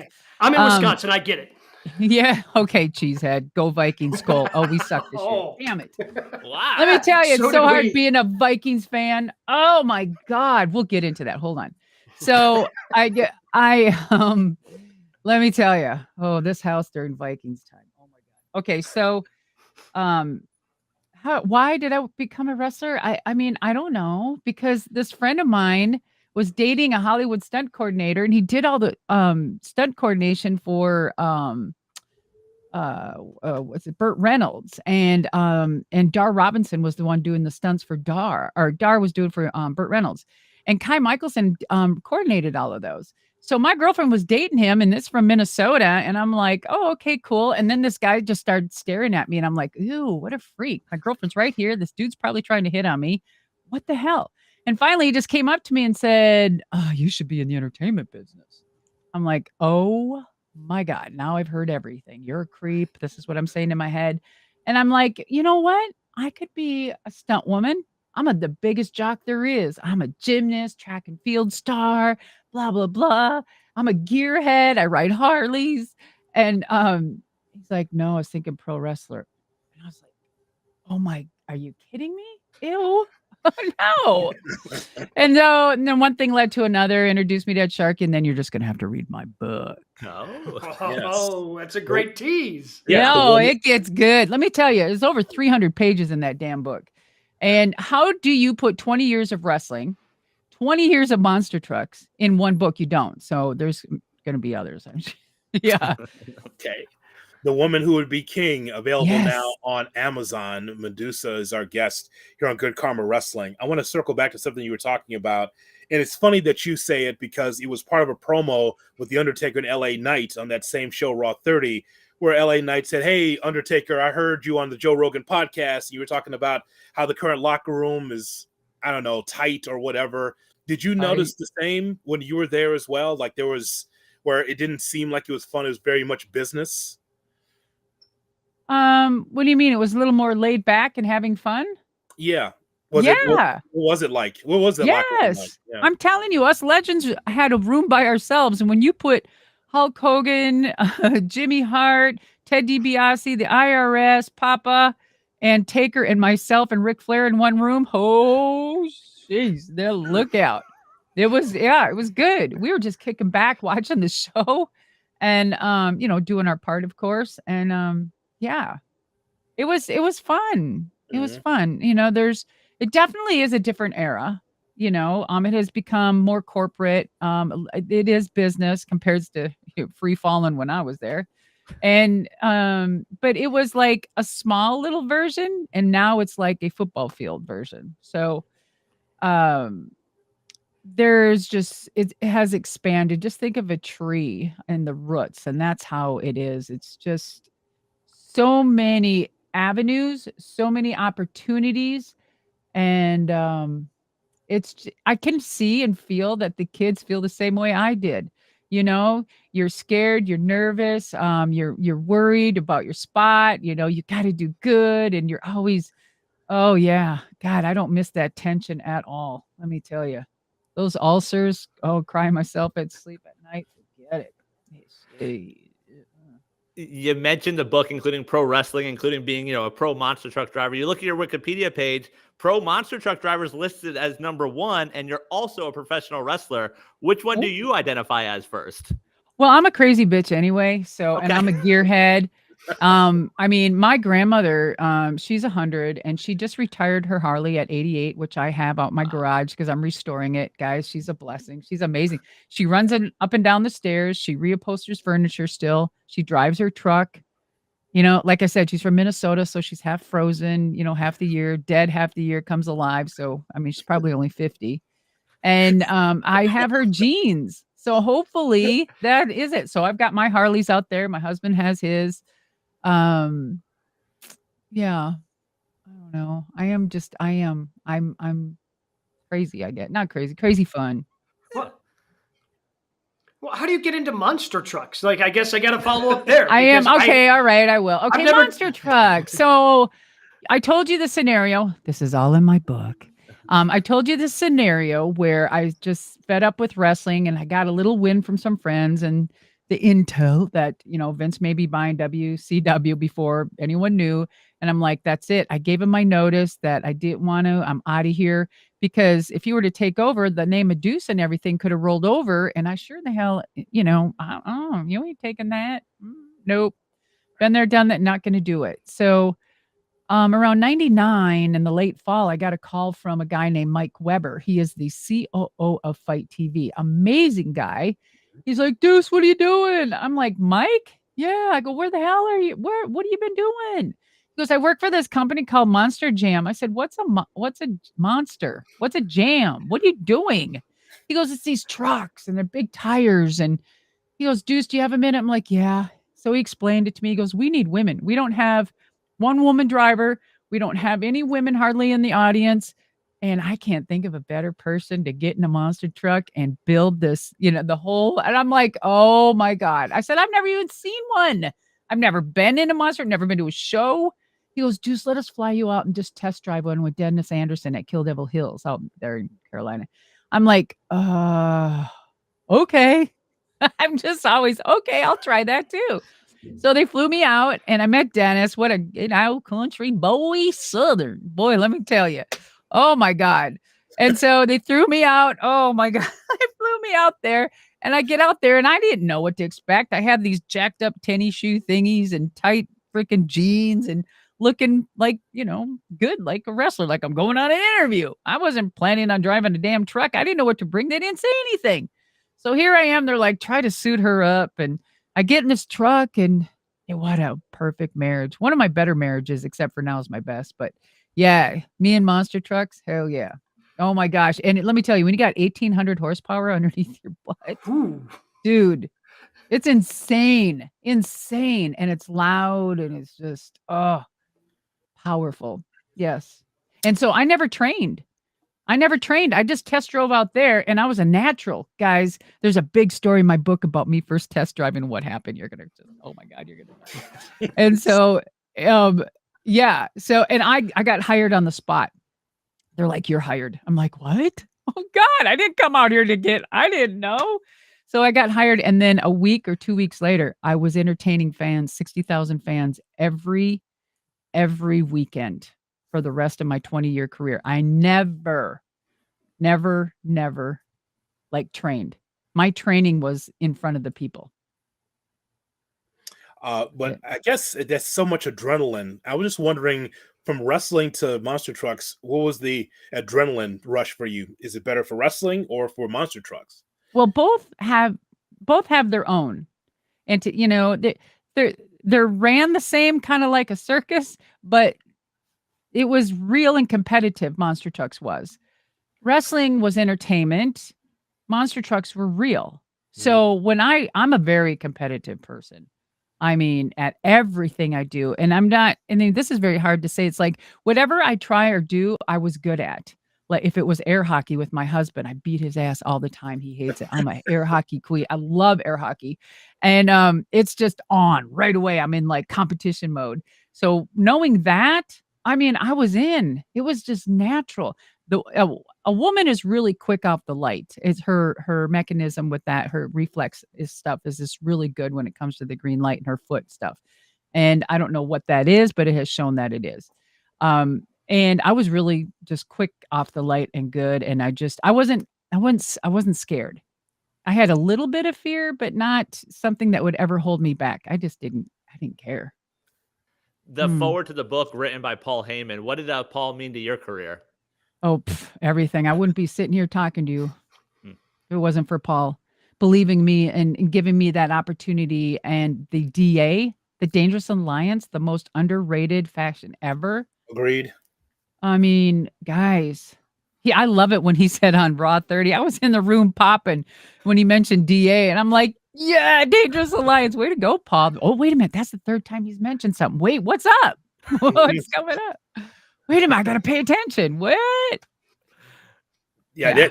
That did surprise me because you don't hear about that faction enough. No. So Larry Zbyszko, Rick Rude, Bobby Eaton, Paul Heyman, you. Austin. And Austin. Totally. Everyone spins out and is a star. Everyone in that group was a star. Was already a star, became a bigger star in WCW. Oh Everyone. my gosh. That was a Crazy. very talented group. I mean, it's kind of like the Four Horsemen. You know what I mean? It's just, they were all great.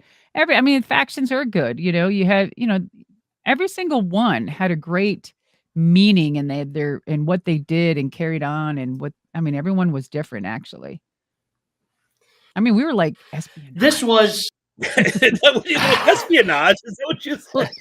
Like we were like 007 and yeah. And then you had the Four Horsemen, and then you had DX was just a sloppy mess. On purpose. And then just every faction had their own little thing. Yes. James Bond. If espionage was in Atlanta, Georgia, I guess so. I guess Southern espionage. I guess that's yes. Yeah. This was absolutely fantastic. It really was to be able to talk to you, Madusa. Thank you. Someone to watch you in the AWA and to be able to talk to you, bucket list for me. And we're happy to be able to promote your book. We want everybody from GKW that watches our show from coast to coast to check out your book. Again, what was it, bro? It's just coming up in Woman March. Who Would Be King. Go to Amazon right now. Get that order. And like that, Paul Heyman right in the forward. Awesome stuff from Madusa. Yeah, and thank you guys for having me. And I love my whole pool area here, which isn't real. I think I might dive into it when I'm done. It's not real. Wait a minute. It's not real. My pool's not real? What? Real. I don't understand. I thought I would try this green screen thing, guys, but I don't know why it's not working. Why does it look horrible? No, it's great. We bought it. We thought it was a real pool. You bought it. Yeah, right. Okay. The entire time. Yeah. Deucey, kayfabe. Even in interviews, kayfabe, please. Oh my God, I just broke kayfabe. So let me ask you guys something real quick before we go. So the current product overall, are you enjoying it of WWE? Yes. Yeah. Yes. For the most part, the bloodline situation was the best ever. Like that thing is amazing, right? That is the best storyline going. There's some other things they could work on a little bit. Yeah. Yes. Yeah. It's the best going right now. Me being from Chicago, growing up watching the AWA, where you had 5,000 squash matches, 1,000 great interviews, and one angle a year from Vern. I'm totally cool with 2023 in wrestling because TV matches are so much better than it was in 89, 90. That is for sure. One angle a year. That's funny. It's true. Oh my God. Well, thanks, guys. I appreciate you very much. Thanks for having me. I don't know where the guy's like an apparition, is like a ghost. Yeah, Gabe Gabe does his own thing. Gabe, come on, Gabe. He pops in and out when he wants to. Come on, Gabers. What's going on? Because he knew you were talking Vikings. He had enough at that point. Wait, Vikings. Back to the Vikings. Oh no. Oh, hey, please Kirk don't. Kirk Cousins. He's good, but there was something missing. But let me tell you about JJ. JJ's the man. Yeah, until he goes up against Jair Alexander, then he doesn't. What? I'm done. I'm done. Bye. I'm out. Just listen, I'm gonna throw cheese curds at you or whatever the hell. Whatever. You guys kicked our ass, didn't you, the second time? We did. Most certainly did. It gave everybody here false hope because then they lost to the Lions the very next week. I know. Make the playoffs. I like the Lions saying I'm out of the playoffs, but you know what, Packers, you're going down with us. You're also not in the playoffs. But you're going down with it. Yeah, that's the best line That's ever. interesting. Yeah. Love it. Oh my gosh. Well, thank you. And I don't know. You guys going to be out at WrestleCon? What are you guys doing? We're talking about it. We're hoping to get out there. Yes. Yeah. If you do, you might get one of those signed copies. Okay. I like that. Ooh, you had to come and see. All right, guys. Thank you. Appreciate you. Thank you. All right. Thank you. Until next time. Great time again talking with Madusa. She's, and maybe I'm looking at this wrong, and I know she had a book that came out. Is she one of the most underrated, especially female superstars in wrestling history? Because I feel like every once in a while she gets forgotten about, especially when we start talking about some of the bigger stars from the 90s and Trish Stratus coming back and having her run. I feel like Madusa almost gets forgotten about from time to time. Maybe in the ring, but not in the posters I used to have on my wall of her. Let me tell you something right now. She's one of my first crushes. I held that back in the conversation, but inside, the 8-year-old in me was like, "Oh my God, she's so hot." Because she was in the AWA. Again, very few women looked like her, bro. It's in that time in the 80s, the big hair, the attractive, the look and the athleticism that she had. But man, yeah, I think she is underrated, but boy, you talk about a pinup, you talk about a poster. She was all about it back in the day. I mean, Gabe mentioned Trish. I feel like we can give her one more run. That's what she said when we did through the dream match. Like, I haven't retired. Like, let her get one more run, one more big match into her. We also, so I've been with Good Karma Brands for 21 years, and the closest I've probably come to getting fired is having this conversation with one of the biggest superstars in professional wrestling. Of course, I'm talking about L.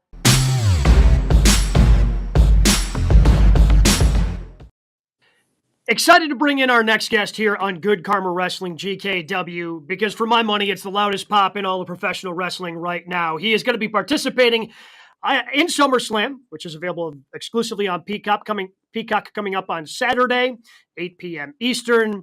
It is L.A. Knights. Thank you so much for the time, man. Yeah, it is SummerSlam week. It's a big week rolling into Detroit, Ford Field. And yeah, man, SummerSlam, it's going to be a big deal.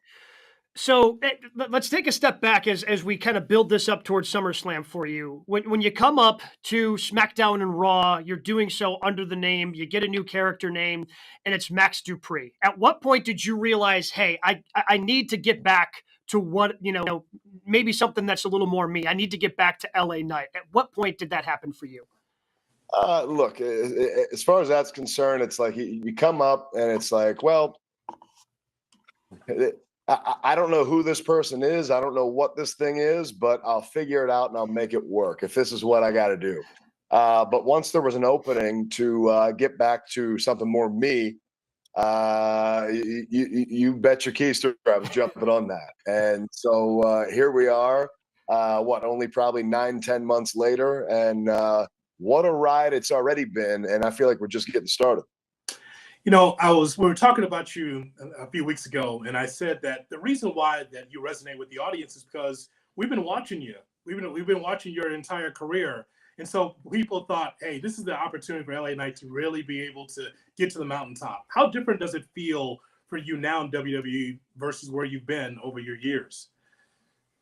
Well, I mean, now you're talking about the big stage. This is just a totally different playing field. And you guys have been watching me. You guys have known me. And there is a little pocket of the audience that's the same way. But for a large swath of this audience, man, I'm fresh meat. I'm brand new to a lot of these people who've never, knew any of the places that I was before this. So that's kind of the cool thing. The fact that it's not only resonating with people who knew me before, but with the people who know now. And it's because look, I can't put my finger on it, but as far as I can tell, as far as I can guess, I'm just a little bit something different. Some people say it's a little bit something throwback, a little bit something new, all mixed together. And that's exactly what it is. And so if that's the case and that's grabbing people's attention, then hell yeah, let's keep going. Gabe mentioned the sound of that pop when your music hits. When did you first start noticing like something's working here? Something's catching on. When do you first remember feeling that? March, Washington, D.C. I remember it like it was yesterday. It was Drew and Sheamus standing in the ring arguing about something. And then all of a sudden that music hit. And I was just like, okay, that one hit a little different than the other ones. And it seemed to just continue week after week after that to build and build. And now we are where we are now to where it's even at a higher fever pitch. So yeah, I mean, you're looking at all the way back since March, and then you get into WrestleMania in LA, and it was crazy, and it's just continued on and on. So now you have this opportunity at SummerSlam, going to be participating in that Slim Jim Battle Royal against SummerSlam exclusively on Peacock coming up on Saturday, 8 p.m. Eastern.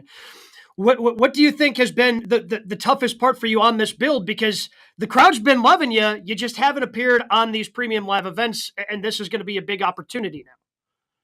Sure. And I mean, some of that, look, the roster is so stacked and full, and you want the premium live events to stand out as something different than what you see on TV. So you don't want the exact same formula. So those spots on the premium live events are limited. And so at some point, look, I'm getting the big reactions. You can't deny that. But at the same time, I guess some people would say, well, he's only been here 9 or 10 months or whatever. But some of that's also just figuring out that a lot of this was unexpected. A lot of this came out of the blue. So sometimes plans have to change, and that's the way it goes. And so here we are. Now you're looking at me being an integral part of the SummerSlam coming in. We got the Slim Jim Battle Royal. It's 20 guys in that ring.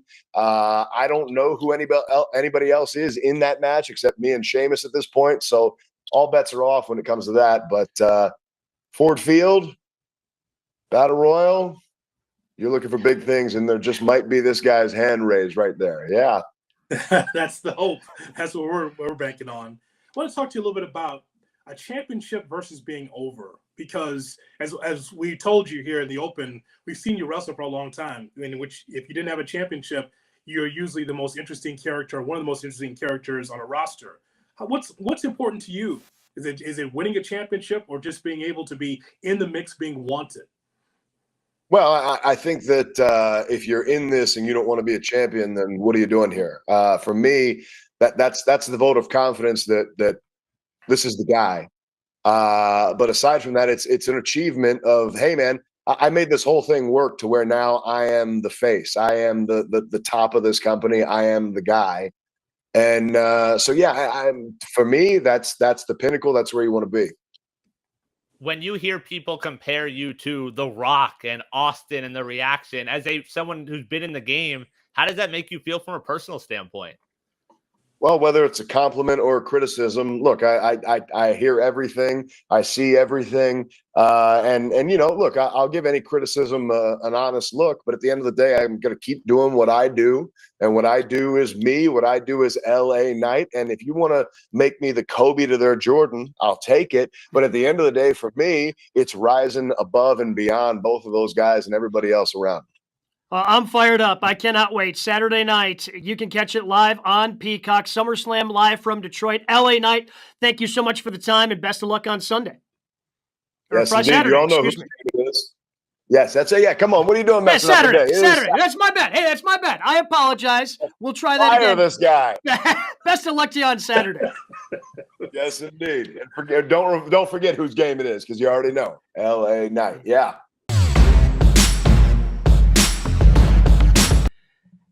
Just a quick conversation that we got to have with LA Knight as they were preparing to come to Milwaukee. But I mean, so great to be able to see him just organically build. That's always my favorite thing in professional wrestling, when the crowd gets behind it, and no matter who's in charge, no matter who's doing the writing, they've got no other choice but to put that person out there. And that's what's really happened with LA Knight over the last 8 to 12 months. And you almost got fired because? Well, I mean, I got the date wrong, the paper, of when he was coming. So I just, and then he called for my firing. He's like, this guy doesn't even know when this thing is. He should be fired. So, Evan Cohen, who joined us last week, that's how powerful LA Knight is. He had to seriously take that into consideration. The only guest to do that all year. We had a lot of guests. You can check them all on the YouTube page. LA Knight, the only one to call for a firing. and we're wondering about his 2024 too, by the way. When we talked to him, the hottest name, but here comes Randy Orton. Here comes AJ Styles back at the end of 2023. So I like to see exactly where LA Knight's going to be slotted as we get closer and closer to WrestleMania.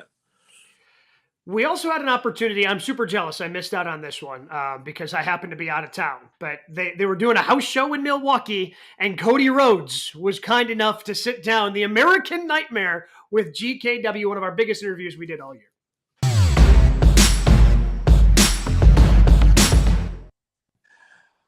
Glad that you could be with us here for Good Karma Wrestling, along with Brian Rhodes from ESPN West Palm. I'm Jonathan Hood from ESPN 1000 Chicago. Thanks so much for being with us. WrestleMania, we cannot wait. SoFi Stadium, you can be able to watch it on Peacock.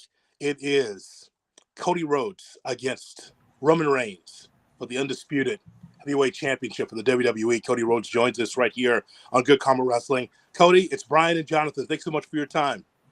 Oh, thank you very much for having me. Wrestling in this wrestling and sports entertainment space, good karma is not always the first thing you think of.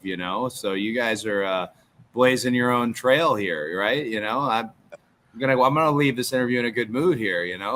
Good karma, spreading it around. I like it. Love it. It's about time for professional wrestling to have a little good karma. Right? Yeah, just a little. You know, it's funny. The nature of WrestleMania is good karma in a sense where it's where your wrestling friends all get together. I feel like, and even when I was away, I remember you're not even away because there's 85 independent shows. There's this, there's that. There's so many different events. There's WrestleCon. There's a Superstore. It's just the best time to map your week out, come together, and plus being in Hollywood. I mean, I know we're in Inglewood, I know it, but being in Hollywood and just being on the West Coast Mania is. I'm sure you guys have some experience. West Coast Mania got a different vibe to it. You know, sun's just going down. It's going to be a beautiful thing. Cody, here's something that no one's asked you all day today. How are you? Your work-life balance. Have you been able to breathe yet? How do you feel? I feel exceptional. The biggest thing for me is I haven't necessarily been able to breathe, and I knew I would not be able to. So I have a legal pad, like a yellow legal pad that just is a scratch of all my calendar. Yep. And I just try the best I can to get everything in. Yeah, there it is. The biggest thing is, it sits on my bus, and I haven't really left my bus because we were in Syracuse Saturday, and then Sunday Trenton, coming to TV here today. In Boston today. But I got to make sure it's great to do all these shows. You got to make sure you do everything to get yourself ready. And a big thing for me is I came into the Royal Rumble at 8.6% body fat. Tights barely even fit. Poor Sandra thought I was still big, and I really want to maintain that. That's something like I really got into a great training program, a great regimen. I'm trying to maintain that while also doing these live events. I just want to show up at WrestleMania in that kind of Rocky 3, Rocky 4, like the best shape you could possibly be. Hell, Rocky 2, the best shape you could possibly be in, because it's very much physically being in there with someone like Roman is a totally new experience. We haven't touched really ever. I don't count the stuff we did prior because he was a different guy and I'm a different guy. So being prepared for him as someone who's always in great conditioning, that's the area where I've had to try and make everything work and navigate, just to get there and deliver the goods for fans. We hear you talk about it from undesirable to undeniable to be in the main event of WrestleMania. What does that phrase mean to you when you look back on even the last decade of your wrestling career? I think selfishly, a question that a lot of people ask is, well, I wonder if people will follow him from perhaps AEW. I wonder if they'll follow. And the way I kind of look at it is I don't think anyone can necessarily follow the path exactly because my story was so ridiculously all over the road, unique. And there was a point in it where it was absolutely out of the cards, like out of the question that this could be a thing that was happening. I mean, at 20 something years old, I would have been so arrogant and so just braggart and bold. And all I keep thinking now is just, I am beyond lucky, beyond blessed. Yeah, we worked really hard. And I say we because it was a great amount of people. And I shared my career with so many people, including a wonderful independent fan base that's followed me, a fan base that's welcomed me back. We worked so hard, but also we're so lucky to be here. But truly I think a lot about wrestlers when I say undesirable to undeniable, because wrestlers get so down on themselves about there's no way I can come back from this. There's no way. If you are watching what's currently happening, there's a way. It's called hard work, but it's also a great amount of luck, finding the right people. And also probably the biggest thing is being bold, knowing when to roll the dice, right? That more than anything, I was trying to explain that to Roman the other night on SmackDown. More than anything, that's what I do, man. When someone says, oh, this can't be done, we're going all in. Here's the full bet. Like, I've been very lucky with my gambles, and hopefully WrestleMania is the biggest payoff of all time. Cody, you've been able to talk to people in the back at AEW and independents and probably in the WWE. I mean, as a seasoned veteran, who do you turn to for big moments like this, big life moments like this? Who do you turn to for advice? Oh, I can't believe I'm going to give him credit, but I am. Yeah, so do you guys have those friends that just don't know how to text message, that they have to talk on the phone? Or Yes. right? So DDP is one of those who has to talk in person. And he invited me over recently, and I remember it was such a pain to get there. You know, I got a baby, I'm barely home, such a pain to get here. But when I got there and sat down with him, I instantly realized how grateful and important he is to me, because, you know, it's the same reason Arn and I were really close prior. I don't have Dusty, right? And I have a DDP, I have an Arn Anderson, someone like a Ric Flair. These people were close and connected and experienced it. So Dallas is somebody that I've gone to talk about things, not to say, here's what I think is going to happen, or what do you think is going to happen, or not to speculate on the moment, but more to just look at the moment and go, wow, this is let's enjoy the next 20 something days, because this is absurd. And he actually has opened up his studio to me, to where I do all my media from the studio, because I refuse to do it in the passenger seat of my car. It's just, he's been very special to me, and I don't like giving him credit, but he deserves all the credit in the world. He's very much was like a surrogate uncle, and he's definitely stepped into that role in a big way. On the flip side of that, how proud does it make you, some of the guys and girls that you give to, the Ricky Starks of the world, the Julia Harts, the Matt Cardonas, these guys and girls creating their own path now in the world of pro wrestling? How proud does that make you? Well, I'm very proud of Julia, because Julia came from the Nightmare Factory camps. So that's like the question that anybody's going to ask. Hey, how's your school? Has anyone done anything? And we can name a few people who had experience already, but really she came from Camp 2, did the thing with the Varsity Blondes, but she just took advantage of every opportunity she found. She was just hitting home runs and even maximizing her minutes, and even small segments, big segments, whatever it might be. Just very proud. I keep an eye on her and Lee from a distance. You give to them, and one thing I've learned as a coach and stuff, and even in my role as in management, give without expecting anything back. There are people who I hired and my wife hired that don't even remember us anymore, and that's okay. It's you give without giving, expecting to get back. I don't want to for 1 second though put over Matt Cardona, because Matt Cardona he's him and QT basically wrestle for my number one friend spot. Okay. But QT is emotionally, and I'm not afraid to talk about this, QT is emotionally available there. He's there to talk about real things. Cardona is so into his world, and I feel like he has blown me off on like 3 different park visits and stuff like that, to the point where he's about to get dropped way down. Wow. Like he might even get out of the circle, like below Aaron Solo, out of the circle, just because I'm really proud of him. He's out there. He's doing the Indie God thing with the Indiana Jones hats. Is everything Matt's doing. Matt has been the king of the Indies now. This is going on year 2. You only usually get 1 run in that role, like he's going on year 2. What Matt does next is going to be huge. If he goes to AEW, that'd be cool. But if he comes back to WWE, that's what I want. It would be off the charts. I think he's a huge get, a huge free agent. He's the best he's ever been. But he's really pissed me off. I have no good karma with Matt Cardona at the moment.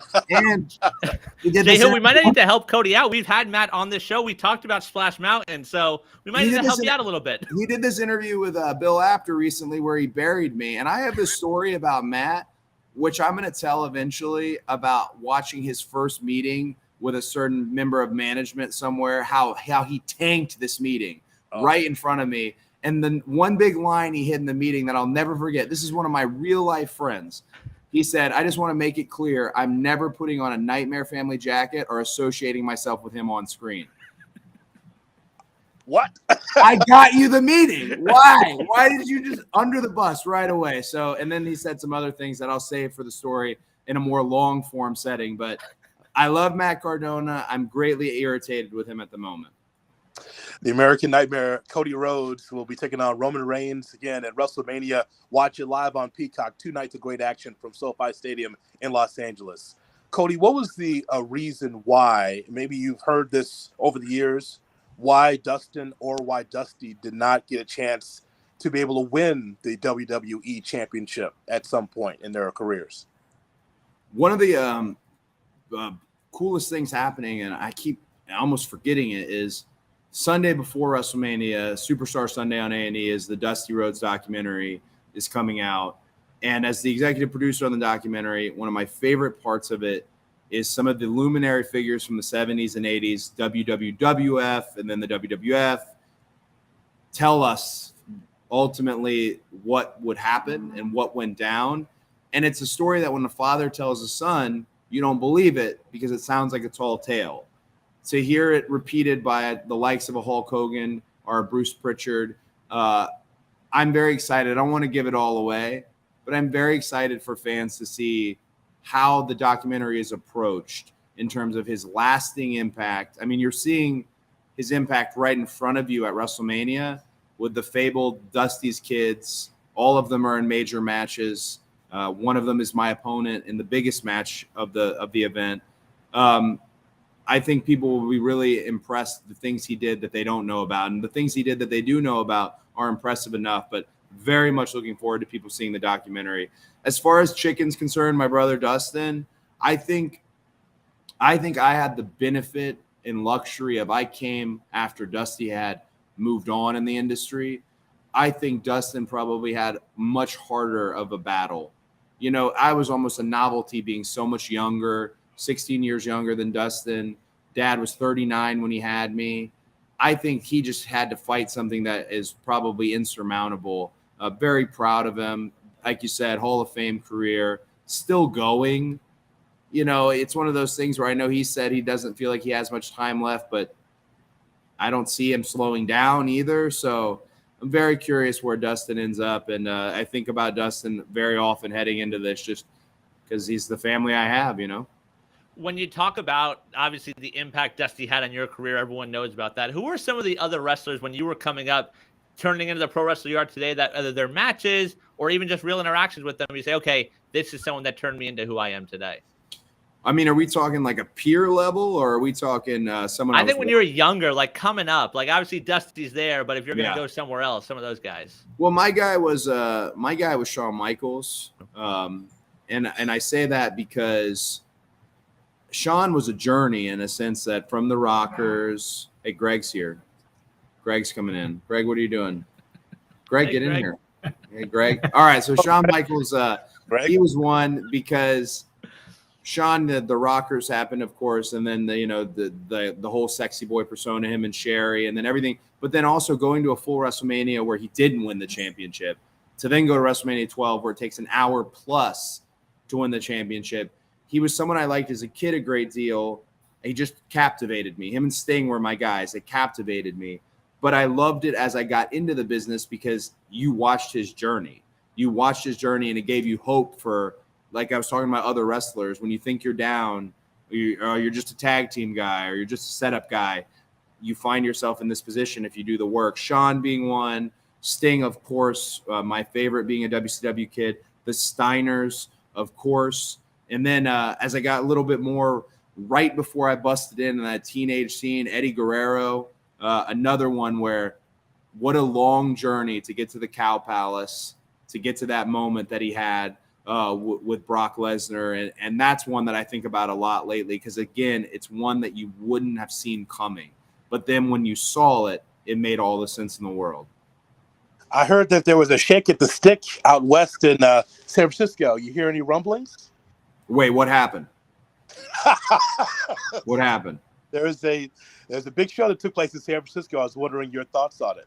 I didn't. I actually only saw some highlights from Ricky. I had a pirated feed, which I probably should have just figured out how to get a right feed. I'm not going to tell you. Send me the. I thought Ricky did great. I was very proud of him.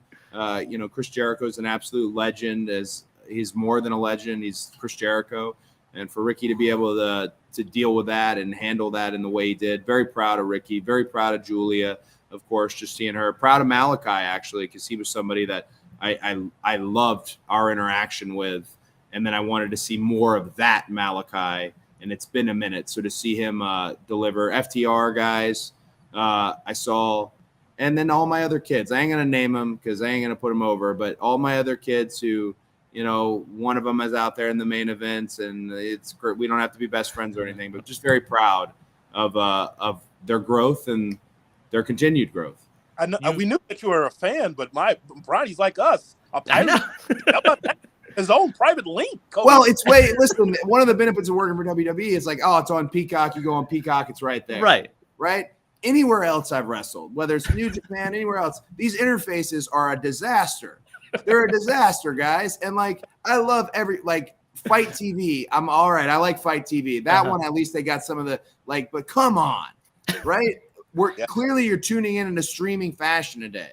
We've talked about it a lot with you mentioned New Japan. Like, I'm pretty sure we've signed up for the dojo somehow and trying to watch some of their shows. So here we are today. They take $10 from me like every week, and I don't remember what I signed up for. So, but hey, whatever. Everyone's learning. We're growing as WrestleMania is the biggest numbers wise, metrics wise that it's ever been. That just brings up the whole business, and I'm beyond blessed that I get to be in that position. We've seen it on social media. We've seen people get in trouble sometimes at house shows for the too sweet gesture. You at a house show, yourself, the Good Brothers, and a fan dressed as your father. We shouldn't expect any backlash from that, right? You're going to be okay from that's too sweet? I think I'll be fine. I also, Mike, the Dusty impersonator, often sometimes can be, it's wonderful and a blessing, but often sometimes can be a little bit of a nuisance because the crowd is like going nuts over him. And I kept kind of like joking, like, oh, I don't know. I don't know if I'll see him out there. And then, of course, I decide, you know what? Come in the ring. Why not? Make a whole big deal out of it. So it ended up a great guy who actually part of the Dusty doc. I don't know if it'll make the final doc, but he has a really unique story, not unlike my father's. So it's great to see like the fandom continue and people take the photos with them and stuff. I love it. Let's play match game. I don't have the pencil mic like Gene Rayburn, but I can at least ask the question. So, Cody, Roman Reigns as a performer is blank. Roman Reigns as a performer is elite. What makes him elite to you? I think as far as the big things that you need for this in terms of presentation, in terms of conditioning, in terms of poise, I almost want to go back and say Roman Reigns is a superstar. The term superstar is often uniquely used because it's how WWE wrestlers are described, and I do understand, but Roman's the one that makes it clear what the distinction is. Roman's the one that makes it clear, he is a wrestler, sure, a really great wrestler, but he's also on Jimmy Fallon. He's also able to do all these things that he's able to do in a way that represents an entire brand that is a multi-billion-dollar worldwide industry. He can't just be a wrestler. And he's the one that makes the distinction for me as what an actual superstar is. When you see him come out and you see how kids look at him and the bloodline gauntlet and the respect they have for him, that's really him more than anybody else. Cody, as always, we appreciate your time. Again, WrestleMania will take place on Peacock. Again, a 2-night event, SoFi Stadium. Again, the main event, Cody Rhodes against Roman Reigns for the undisputed WWE Championship. As always, good luck to you. Where Rhodes stands, so we're right behind you, Cody. Let's get this done. Thank you. I just got yelled at on my phone while we were talking by somebody who told me I needed to be by ringside. So I hope they know I'm doing this. I'm doing this media, and I'm doing it with Good Karma Wrestling, so they can wait. There you go. Greg. Thank you, gentlemen, very much. Thank you. Thank you. I love how no matter what, Cody's going to be open and honest about everything. And, the fear, I think, when he went to WWE was, well, he's done all these things outside of WWE. Are they just going to sweep that under the rug? Because that's typically what's happened when somebody goes back to WWE or somebody comes to WWE from a different place. But I think we saw with the American Nightmare documentary that they did, with the way that he talked very open and honest about AEW and what it is, like that's a part of who Cody Rhodes is. And that's a part of his history. And he's always going to carry that with him, whether or not he's a WWE superstar or not. Of course, that was the day that I was almost fired by Gabe as he popped up on our screen. I'm like, oh my God, it's Cody Rhodes. And I start promoting WrestleMania and forgot about the Milwaukee show. So that's the day I almost got Shocking. The Chicago guy, the A-Towner, forgets about Milwaukee. Unbelievable. I still think the remarkable part about that is that like Cody almost had to be dragged out. Like we did 20 minutes. We could have done another hour with him. He's like, oh, it was a Monday. He's like, I got to go out and some Raw stuff.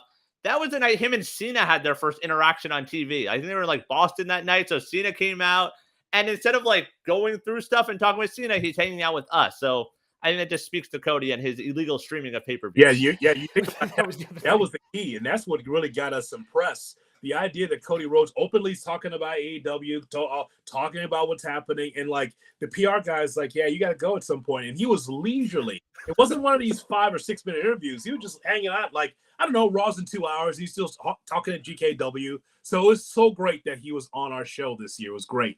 Well, and so many other great interviews that we did not put in this episode, but you can make sure you check them out on our YouTube page, youtube.com/@GoodKarmaWrestling. We had Devon Dudley, which was such a fun one. We had Jeff Jarrett, who I think also maybe called for my firing, but we took it a little less seriously. So I guess I upset a lot of our guests throughout the course of the year. But he won us over. I think one of the guests that definitely won us over the most this year. 100%, yes, because I have been hand in the air anti-JJ, and he was fantastic. Another one who like dealt with some technical difficulties and just continued to fight through us and talk to us for like 20 minutes to a half hour. So again, we were very fortunate with a lot of the guests. I hope you enjoyed this podcast episode. If you missed any of our other guests, check them out on YouTube. Happy New Year, everybody. GKW will be back in 2020.